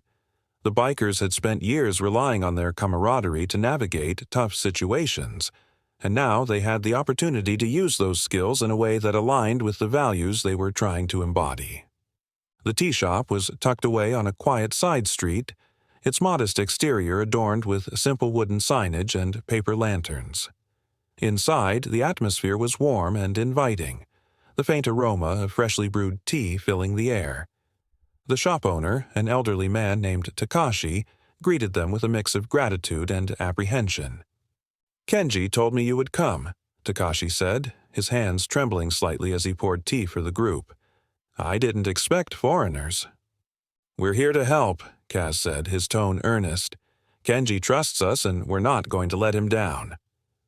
Takashi studied him for a long moment before nodding. "Thank you. They usually come in the late afternoon, loud and arrogant like they own the place. My wife and we've been too afraid to stand up to them." Kaz felt a surge of anger on Takashi's behalf, but he kept his expression neutral. "We'll make sure they understand that stops today." When the rival group arrived later that day, the bikers were ready. They positioned themselves around the small shop, their presence impossible to ignore. The three men who entered were brash and overconfident, their swagger faltering slightly when they saw the unfamiliar faces. "This is a private business," Kaz said, stepping forward with calm authority. "You're not welcome here." The leader of the group, a wiry man with a sneer, sized Kaz up. "And who are you to tell us that?" "Someone who doesn't back down," Kaz replied evenly. "You've had your fun, but it ends now. This shop is under Kenji's protection. You know what that means." The name carried weight, and Kaz could see the hesitation in the man's eyes. But pride was a dangerous thing, and the rival leader wasn't ready to back down so easily. "You think flashing a name around is going to scare us off," he taunted. "We don't answer to Kenji." Kaz held his ground, his crew standing solidly behind him. "This isn't about fear. It's about respect. You've been harassing an innocent family, and we're here to make sure that stops. You can leave now, or we can settle this the hard way." The tension in the room was palpable, the standoff stretching into a silence that felt heavy with unspoken challenges. Finally, the rival leader spat on the floor and motioned for his men to leave. "This isn't over," he said, his tone laced with bitterness. "You've made a mistake." Kaz didn't respond, watching as they slinked out of the shop. When they were gone, the bikers relaxed, their relief evident but subdued. They had avoided a physical confrontation, but the underlying threat lingered. "You handled that well," Akira said later, his voice carrying a note of approval. "But don't underestimate them. Pride can make people dangerous." Kaz nodded, his expression serious. "We're not taking anything for granted." The next few days were spent reinforcing their presence at the tea shop, ensuring the rival group understood the consequences of returning. The bikers took shifts, their solidarity a visible reminder that the family was no longer alone. Slowly, Takashi and his wife began to relax, their gratitude evident in their smiles and the small gestures of hospitality they extended. For the bikers, the experience was transformative. They had always seen themselves as outsiders, but for the first time, they felt like they were part of something bigger, a community bound by shared values and mutual respect. One evening, as the group gathered outside the shop, Kaz turned to his crew. "This is what it's about," he said, his tone reflective. "Standing up for people who can't stand up for themselves. It's not about proving we're tough, it's about proving we can do better." Briggs nodded, his usual humor replaced by sincerity. "Feels good, doesn't it?" "It does," Kaz agreed, "but it's just the beginning." The group fell into a comfortable silence, the weight of their journey momentarily lifted. They had come a long way from the reckless bikers who had stumbled into Tokyo, and though the road ahead was still uncertain, they faced it with a renewed sense of purpose. The peace following the tea shop incident was short-lived. Subtle warnings began to appear, an anonymous note slipped under the shop's door, a shattered lantern outside the entrance, and the unmistakable sense of being watched. The bikers realized that their confrontation with the rival group was far from over. One evening, Akira gathered the group in their quarters to lay out the stakes. "Tatsuya is testing Kenji. These provocations aren't random. He wants to see how far he can push before Kenji responds. And now, you're part of that equation." Kaz leaned forward, his expression grim. "So, what do we do? Just wait for them to make a move?" "No," Akira replied firmly. "We stay vigilant and prepare. If they escalate, we need to be ready." The group threw themselves back into training, their efforts redoubled. Every drill carried new urgency as Akira pushed them harder, drilling not just technique, but strategic thinking. "Tatsuya won't play fair," he warned. "You need to be ready for anything." As the tension grew, cracks began to show within the group. Briggs, usually the joker, grew quiet, while Deke became impatient with the lack of direct action. "We can't just wait around," he said one evening. "If they're coming for us, we need to strike first." "And walk into a trap?" Kaz countered. "They want us to make a mistake. We're not giving them that satisfaction." The pressure built as the days passed. Late one night, Kaz and Briggs were stationed outside the tea shop when a figure emerged from the shadows. They approached with deliberate intent, a lighter glinting in their hand. Kaz stepped forward, his voice firm. "Leave. Now." The figure hesitated, then turned and fled into the darkness. Kaz's hands shook as the adrenaline wore off. "They're not just testing Kenji anymore," Briggs said grimly. "They're testing us." From that moment, the bikers were on high alert. They took turns guarding the shop and strengthened their presence in the community, earning the gratitude of the locals. But the rival group's provocations grew bolder. Threats became confrontations, and every encounter pushed the bikers closer to the edge. Amid the rising tension, Kaz reflected on their journey. The reckless decisions that had led them here seemed a lifetime away. Now, their actions carried weight, not just for themselves, but for the people who had come to rely on them. One evening, Akira called the group together. His tone was grave. "Tatsuya isn't just testing Kenji. He's planning something bigger. You need to be ready." Kaz nodded, his resolve hardening. "We will be." The bikers sat in silence, their determination solidified. The storm was coming, and they would face it together. The air was thick with anticipation. For days, the tension between Kenji and Tatsuya had been building, culminating in a confrontation that was no longer avoidable. The bikers, now fully entrenched in Kenji's world, knew they would play a crucial role in what was to come. The calm before the storm was unnerving, each moment stretching thin with the weight of what lay ahead. Kaz stood with his crew in Kenji's quarters, the room illuminated by the soft glow of lanterns. Maps and diagrams were spread across the low wooden table, marking the locations where Tatsuya's men had been sighted. Kenji leaned over the table, his expression calm but focused. Akira stood beside him, his presence steadying. "Tatsuya is making his move," Kenji said, his voice measured. "He sent word through his lieutenants, an ultimatum. Surrender our territory or face the consequences." Kaz exchanged a glance with Deke, who cracked his knuckles, his impatience barely contained. "What's the play?" Kaz asked, his tone resolute. Kenji's gaze swept over the group, assessing their readiness. "Tatsuya will strike tonight.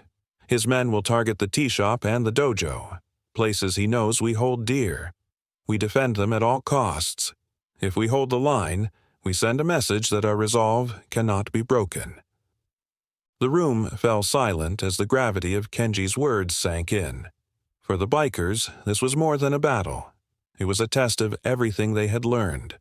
Kaz felt the weight of responsibility pressing down on him, but he squared his shoulders, determination shining in his eyes. "We're with you," Kaz said firmly, "whatever it takes." Kenji nodded, a flicker of approval crossing his features. "Then let's begin." The tea shop was the first to be targeted. Under the cover of darkness, Tatsuya's men descended on the quiet street, their approach masked by the hum of the city. But Kaz and his crew were ready. Positioned strategically around the shop, they waited, their hearts pounding as the sound of approaching footsteps grew louder. When the first shadowy figure stepped into the light, Kaz stepped forward, his voice cutting through the night.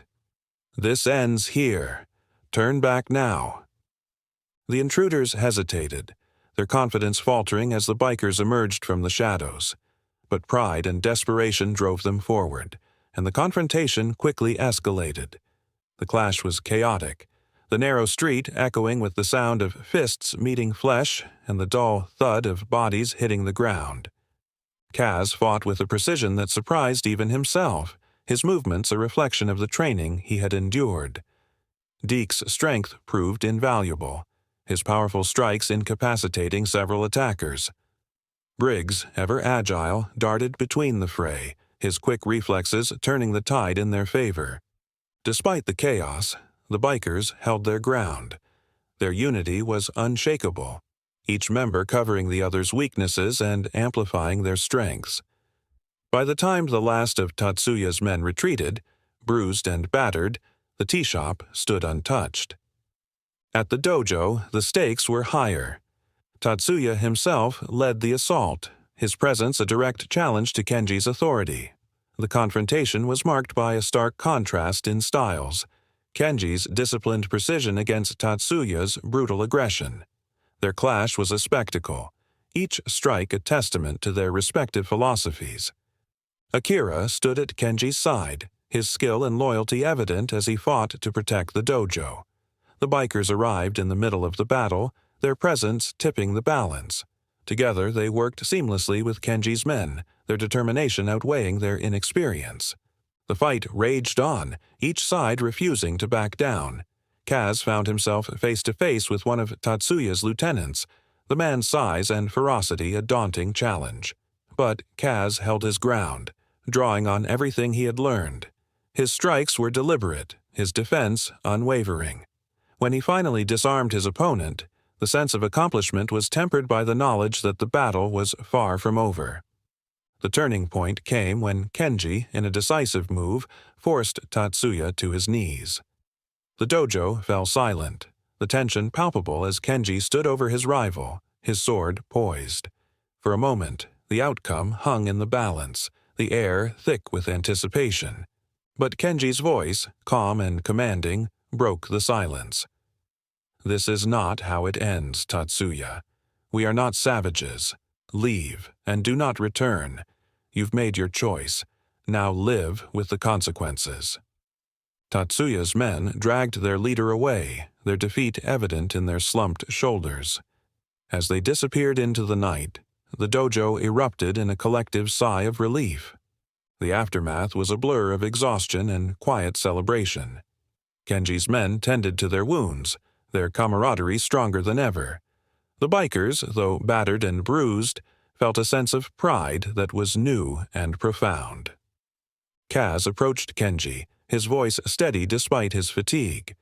"We did it. Together." Kenji nodded, his expression unreadable. "You've proven yourselves tonight. But remember, this is only the beginning. Honor is not earned in a single battle. It is upheld every day." Kaz met his gaze, his resolve unwavering. "We understand, and we're ready." As the first light of dawn broke over the horizon, the group stood together, their bond forged in the fires of adversity. The battle had tested them in ways they hadn't expected, but they had emerged stronger, their purpose clearer than ever. The road ahead was uncertain, but for the first time, they faced it not as outsiders, but as allies united by a shared code of honor.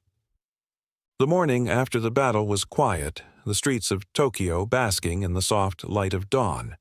The chaos of the previous night had given way to a fragile calm, but the weight of what had transpired lingered in the air.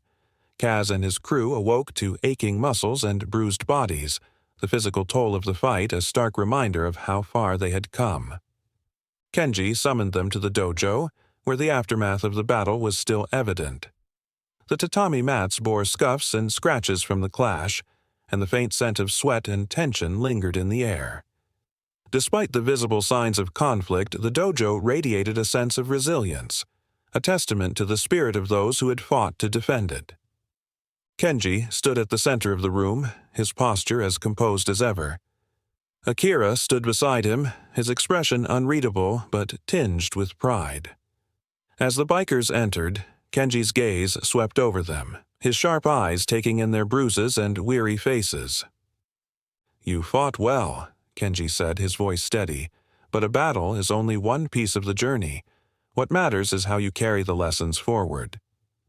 Kaz stepped forward, his movements slow but deliberate. "We're ready to keep learning," he said, his voice resolute. "This wasn't just about earning your respect, it was about earning our own." Kenji nodded, his expression softening slightly. "And you've taken the first step. But know this, the road to honor is never easy. It requires constant vigilance and a willingness to confront your own flaws. Are you prepared for that?" Kaz exchanged a glance with his crew, each of them nodding in silent agreement. "We are." Satisfied, Kenji gestured for them to join him and Akira around the low table where a simple breakfast had been prepared. The atmosphere was subdued but peaceful, the shared meal a quiet acknowledgement of their solidarity. The following days were a flurry of activity. The bikers threw themselves into repairing the damage from the battle. Their efforts focused on restoring the tea shop and dojo to their former states. The work was grueling, but it carried a sense of purpose that kept their spirits high. Kaz found himself spending more time with Takashi, the elderly tea shop owner whose quiet strength had become a source of inspiration. Together, they repaired the shop's shattered lanterns and repainted its weathered signage. Takashi shared stories of his youth, each one a reminder of the resilience that defined the community they had come to protect.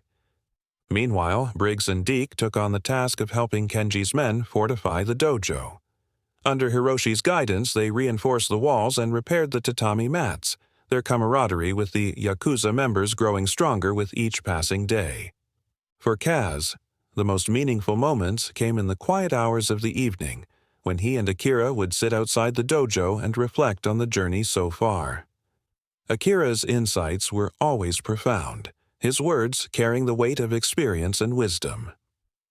"You've changed," Akira said one evening, his gaze fixed on the distant city lights.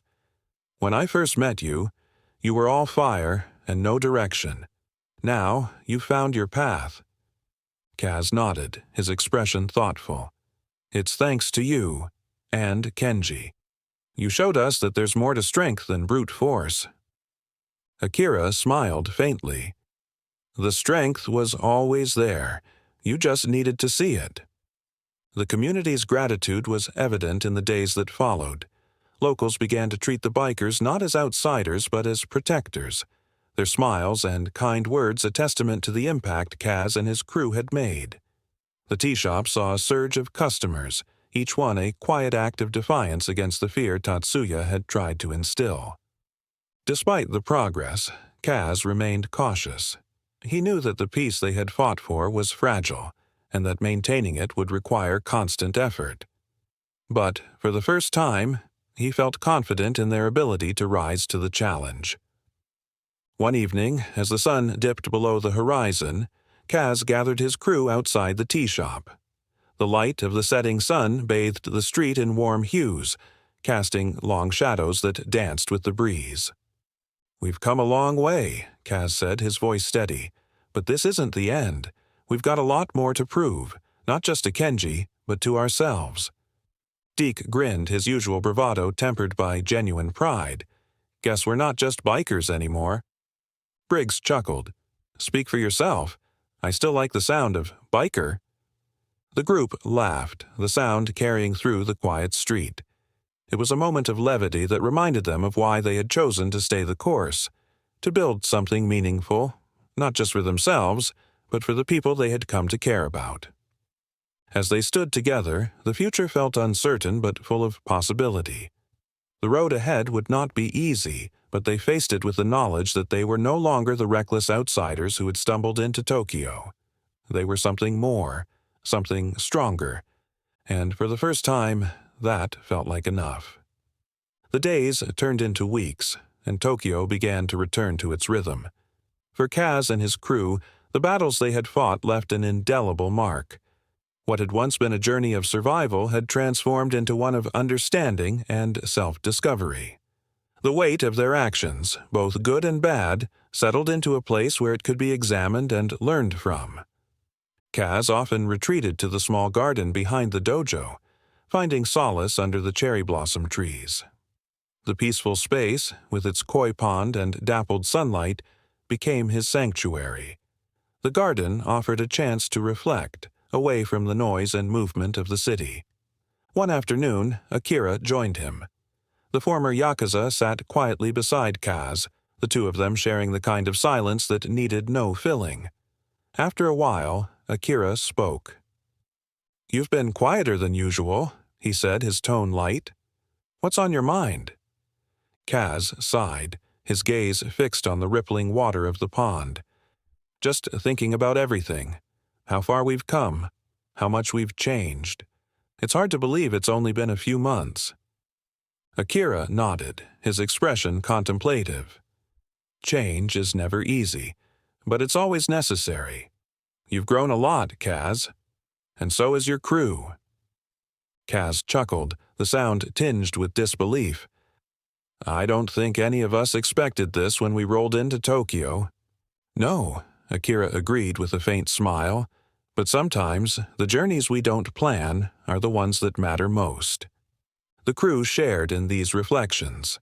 Deke, who had once relied solely on his physical strength, found himself drawn to the slower, more deliberate rhythm of life at the tea shop. He worked closely with Takashi, fixing shelves, painting signs, and listening to the older man's quiet wisdom. Takashi's stories of resilience and tradition left a lasting impression, softening some of Deke's rough edges. Briggs, too, changed in subtle but profound ways. Sparring sessions with Hiroshi became less about winning and more about discipline and respect. The dojo had become a place where he could channel his restless energy into something productive. It was a transformation that surprised even Briggs, who often joked that he was finally getting the hang of this Zen thing. As for Kaz, he found purpose in writing.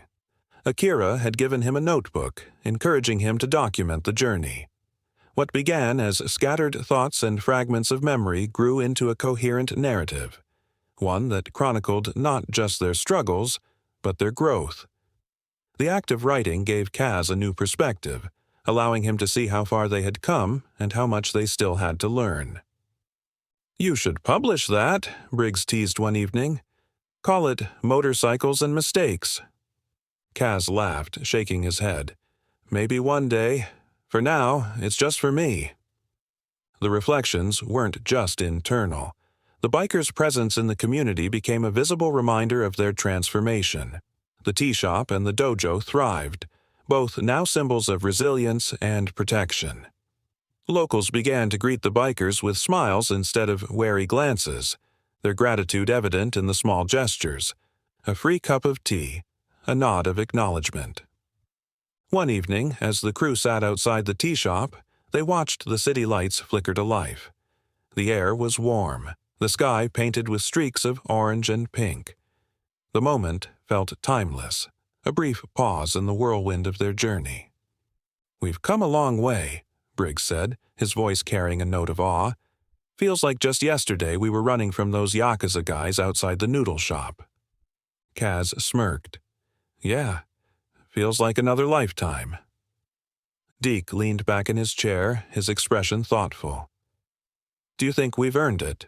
The respect, I mean. Kaz looked at his crew, their faces illuminated by the soft glow of the lanterns. I think we're getting there, and I think the only way to truly earn it is to keep going, to keep proving it.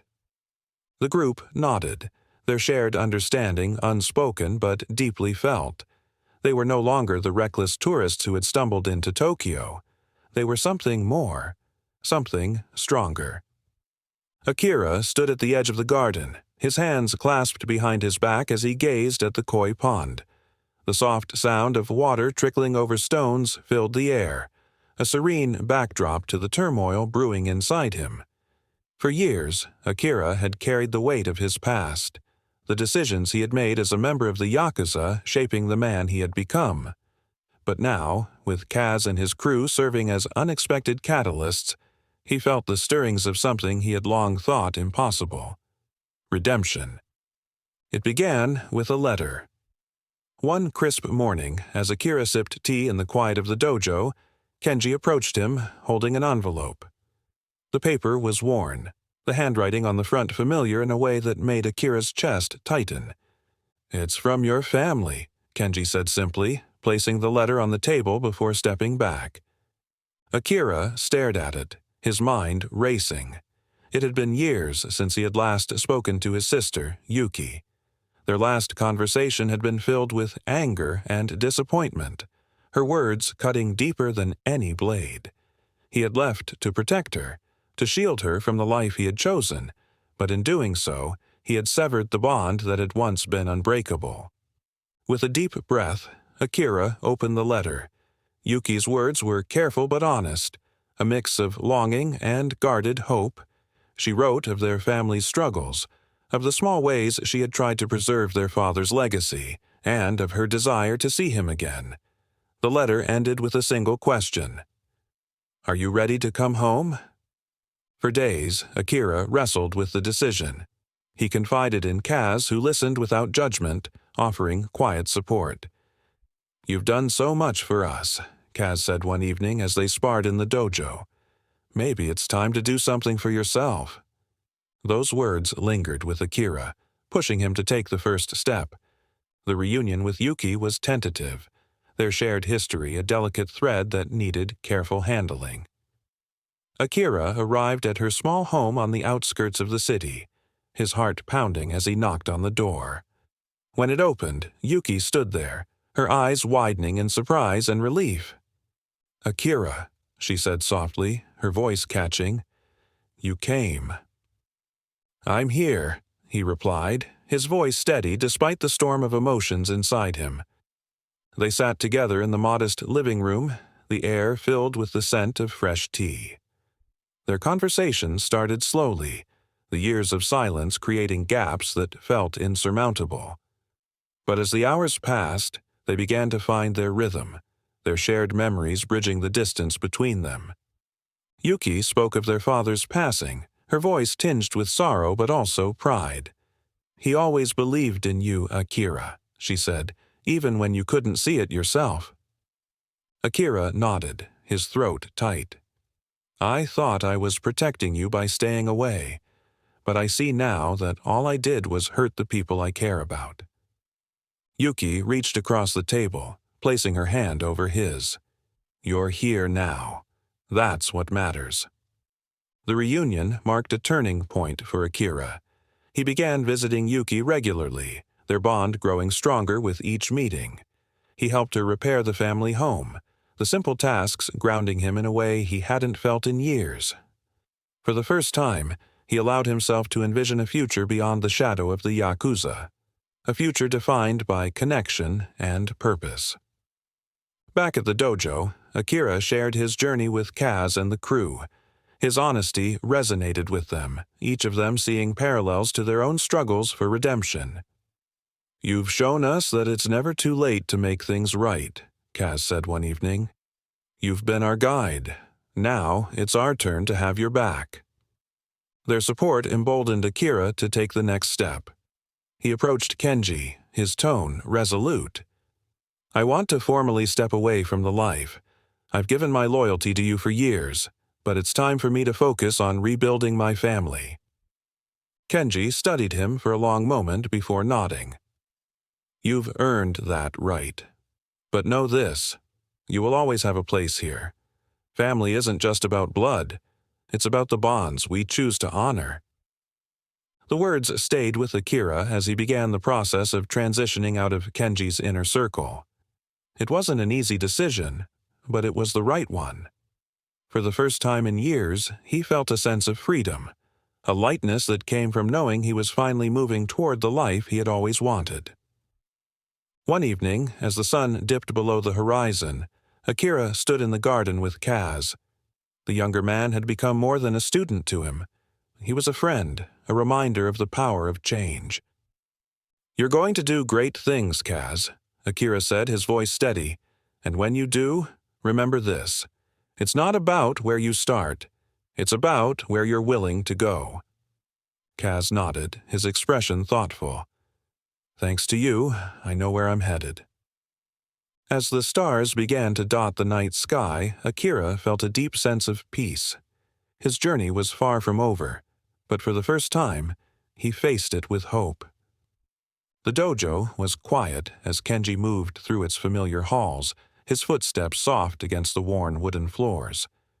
The events of recent weeks had brought both challenges and triumphs, but now, with the calm settling over their lives, Kenji found himself reflecting on the legacy he had built and the one he hoped to leave behind.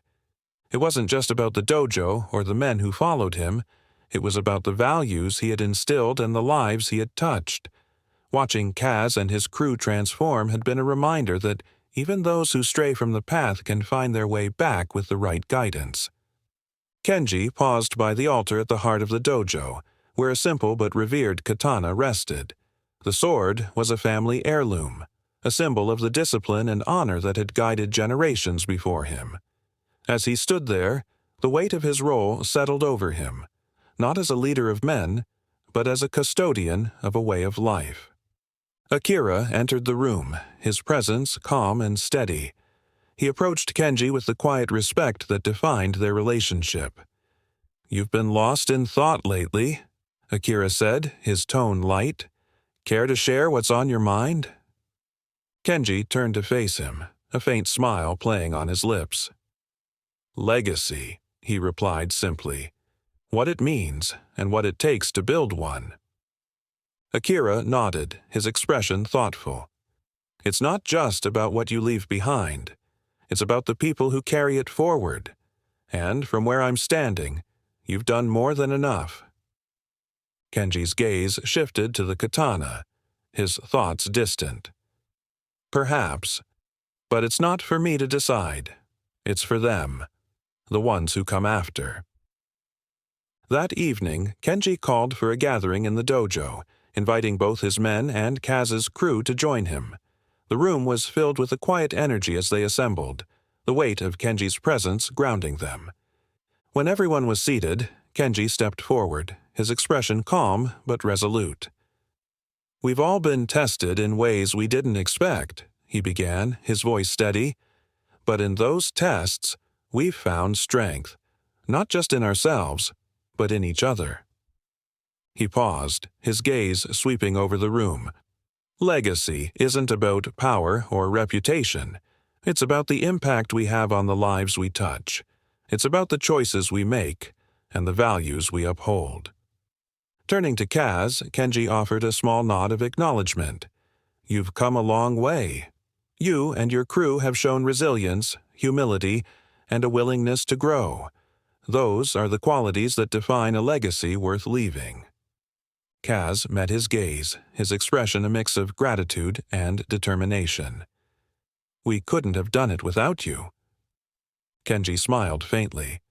"Perhaps, but you're the ones who made the choice to change, and that choice is what matters most."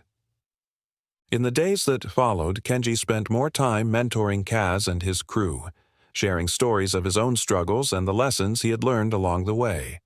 His wisdom, honed by years of experience, resonated deeply with them, each lesson adding to the foundation they were building for themselves. Kaz, in particular, found himself drawn to Kenji's perspective. Their conversations often extended late into the night, touching on everything from philosophy to the complexities of leadership. For Kaz, these moments were invaluable, shaping the way he saw the world and his place in it. Meanwhile, the dojo thrived, its halls filled with the sounds of training and camaraderie.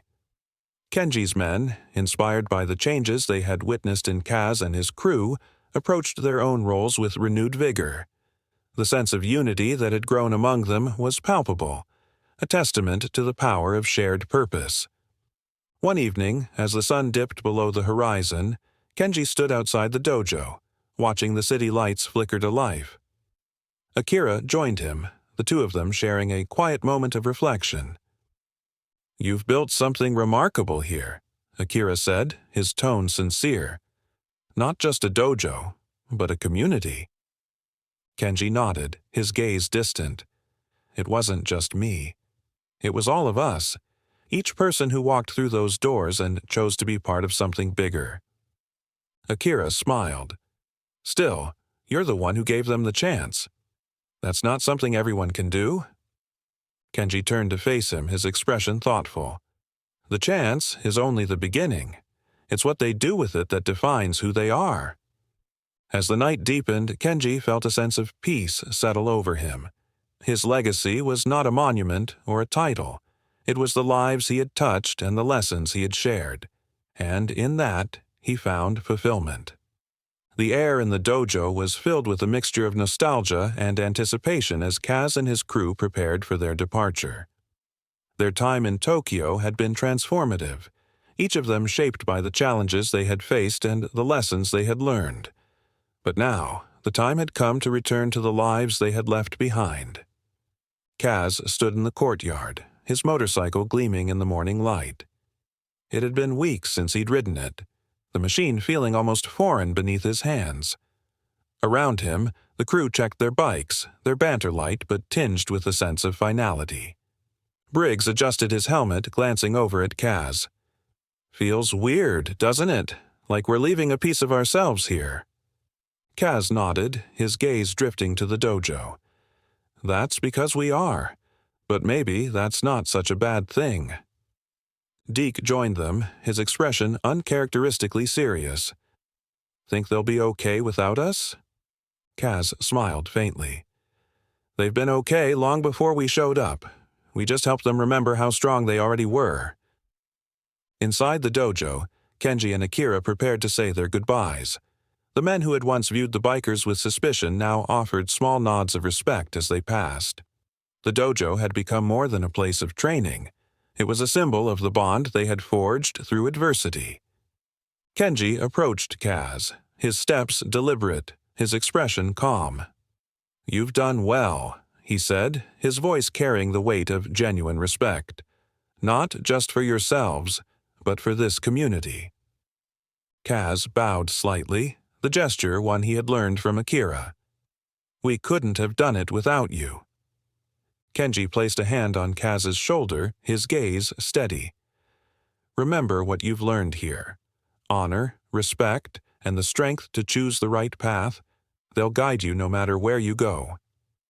Kaz nodded, his throat tight. "Thank you. For everything." Nearby, Akira exchanged words with Deke and Briggs. His tone was lighter, but the sincerity was unmistakable. "You too better behave yourselves," he said with a smirk. "And if you don't, at least make sure you get out of trouble as gracefully as you did here." Briggs laughed, his usual humor returning. "No promises, Akira, but we'll try." Deke grinned, his voice tinged with emotion. "We'll miss you, old man." Akira chuckled, shaking his head. "Take care of each other.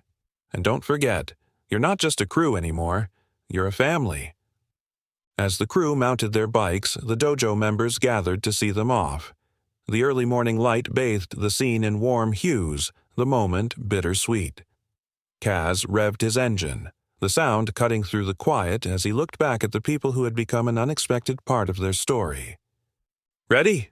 Briggs called, his voice carrying over the rumble of the engines. Kaz gave a final nod to Kenji and Akira, the weight of their journey settling in his chest. "Yeah, let's ride." With that, the crew pulled out of the courtyard, their bikes roaring to life as they headed down the narrow streets of Tokyo. The city stretched out before them, its familiar chaos now tinged with a sense of belonging. The road ahead was long, but for the first time it didn't feel daunting. Kaz and his crew had faced their fears, confronted their pasts, and forged a path that was uniquely their own. They carried with them not just the memories of their time in Tokyo, but the lessons they had learned and the bonds they had formed. As the city skyline faded into the distance, Kaz glanced over at his crew, a smile tugging at the corners of his lips. They weren't just bikers anymore. They were travelers, dreamers, and a family bound by more than blood. The horizon stretched endlessly before them, filled with promise and uncertainty, and as they rode on, the roar of their engines echoed the resolve in their hearts. The journey wasn't over.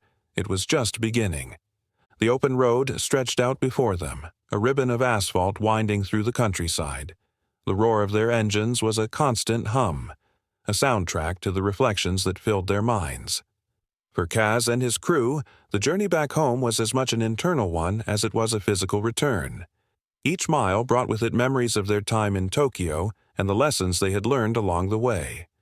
Kaz led the group, his thoughts turning to the notebook tucked securely in his saddlebag.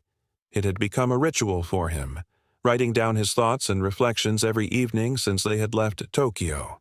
The words were raw and unpolished, but they carried the weight of his experiences, the victories and failures, the growth and the challenges. One evening, as they camped by a quiet stretch of road, Kaz sat by the fire, the notebook open in his lap. Briggs leaned over, a curious look on his face. "What's in there, boss? You've been scribbling away like you're writing the next great novel." Kaz chuckled, shaking his head. "Just thoughts. Things I don't want to forget." Deke leaned back against his pack, his arms crossed. "Like what?" Kaz paused, his gaze distant. "Like what it means to be part of something bigger than yourself. What it means to have honor. Not the flashy kind, but the quiet kind. The kind that shows up in the choices you make every day." Briggs whistled low, his tone teasing but respectful. "Listen to you, getting all philosophical on us." Deke grinned. "Don't worry, Briggs, he's still Kaz. Just a slightly upgraded version." The group laughed, the sound lightening the mood.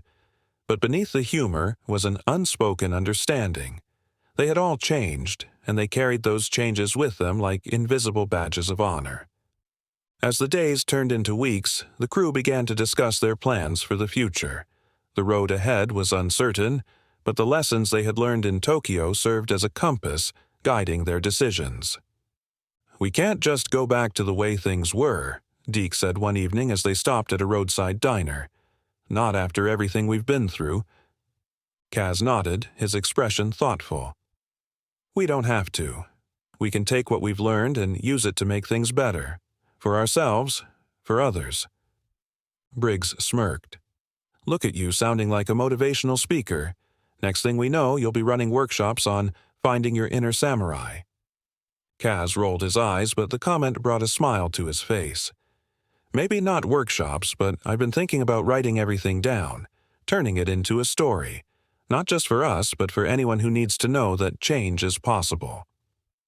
The idea resonated with the group, their approval evident in the way they nodded and exchanged glances. It wasn't just about telling their story, it was about sharing the lessons they had learned, about showing others that redemption and growth were within reach. The road home was filled with moments of reflection and connection. They stopped in small towns, helping out where they could, fixing fences, sharing meals, and listening to the stories of the people they met. Each act, no matter how small, felt like a continuation of the values they had embraced in Tokyo. One afternoon, they encountered a group of young bikers struggling to fix a flat tire on the side of the road. Kaz and his crew pulled over, their presence initially met with wary glances. But as they offered their help, the tension eased and the younger bikers began to open up. "You guys seem different," one of them said as Kaz worked on the tire. "Not like the bikers we've met before." Kaz paused, a faint smile on his lips. "We weren't always like this, but we learned a few things along the way, like the importance of helping out when you can." The younger bikers listened intently, their curiosity growing as Kaz and his crew shared stories of their journey. By the time the tire was fixed, the younger group seemed inspired, their gratitude evident in their smiles and handshakes. As they rode away, Kaz felt a sense of fulfillment. It wasn't about the act of fixing the tire, it was about passing on what they had learned, about planting seeds of change in others. By the time they reached the outskirts of their hometown, the sun was setting, casting the road ahead in hues of orange and gold. The sight was familiar, but the crew's perspective had shifted. They were no longer the reckless adventurers who had left in search of thrills. They were something more. Kaz slowed his bike, the others following suit as they took in the view. "This is it," he said, his voice quiet but firm. "Time to see what we can do with what we've learned." Briggs grinned, his usual humor softened by sincerity. "Let's show them what honor looks like." The crew nodded in agreement, their shared understanding unspoken but deeply felt. Together they revved their engines and rode toward the town, the horizon glowing with promise. They had found their honor, their purpose, and their place in the world. Now they were ready to share it. Years had passed since Kaz and his crew first arrived in Tokyo, their journey a memory etched deeply into their lives. What began as a chaotic adventure had transformed into a profound chapter of growth, redemption, and understanding, one that shaped their futures in ways they could never have anticipated. Kaz stood outside a familiar tea shop, its wooden sign gleaming under the soft glow of lanterns. The shop had thrived over the years, its reputation a testament to the resilience and warmth of its owners. Inside, the hum of conversation mingled with the scent of freshly brewed tea, a reminder of the community that had embraced them so many years ago. The sound of footsteps behind Kaz brought a smile to his face. Turning, he saw Deke and Briggs approaching, their presence as steady and grounding as ever. Time had left its mark on them, Deke's hair now streaked with gray, Briggs sporting a few more lines around his eyes, but their camaraderie remained unchanged. "Looks just like we left it," Deke said, his voice filled with nostalgia. Briggs grinned. "Bet Takashi's still got the best tea in town." Kaz chuckled, his gaze returning to the shop. Only one way to find out. Inside, the tea shop was bustling, a testament to its enduring place in the community. Takashi's son now managed the day-to-day operations, his youthful energy balanced by the wisdom imparted by his father. As the trio entered, a ripple of recognition passed through the room. Smiles and nods greeted them, the warmth of familiarity washing over them like a gentle tide. Takashi appeared from the back, his steps slower but steady. His face lit up when he saw them, his voice filled with genuine joy. "Kaz, Deke, Briggs, you've returned." Kaz stepped forward, bowing slightly in respect. "It's good to see you, Takashi-san. The place looks amazing." Takashi beamed. "Thanks to all of you. What you did for us, what you taught us, it's still felt here every day." They settled at a corner table, the same one where they had spent countless hours during their time in Tokyo. Takashi personally served them tea, the familiar aroma evoking memories of their journey. They sipped in comfortable silence, the weight of the years giving way to the lightness of the moment. Later, the trio made their way to the dojo. It stood as a symbol of discipline and unity, its walls imbued with the spirit of those who had trained there.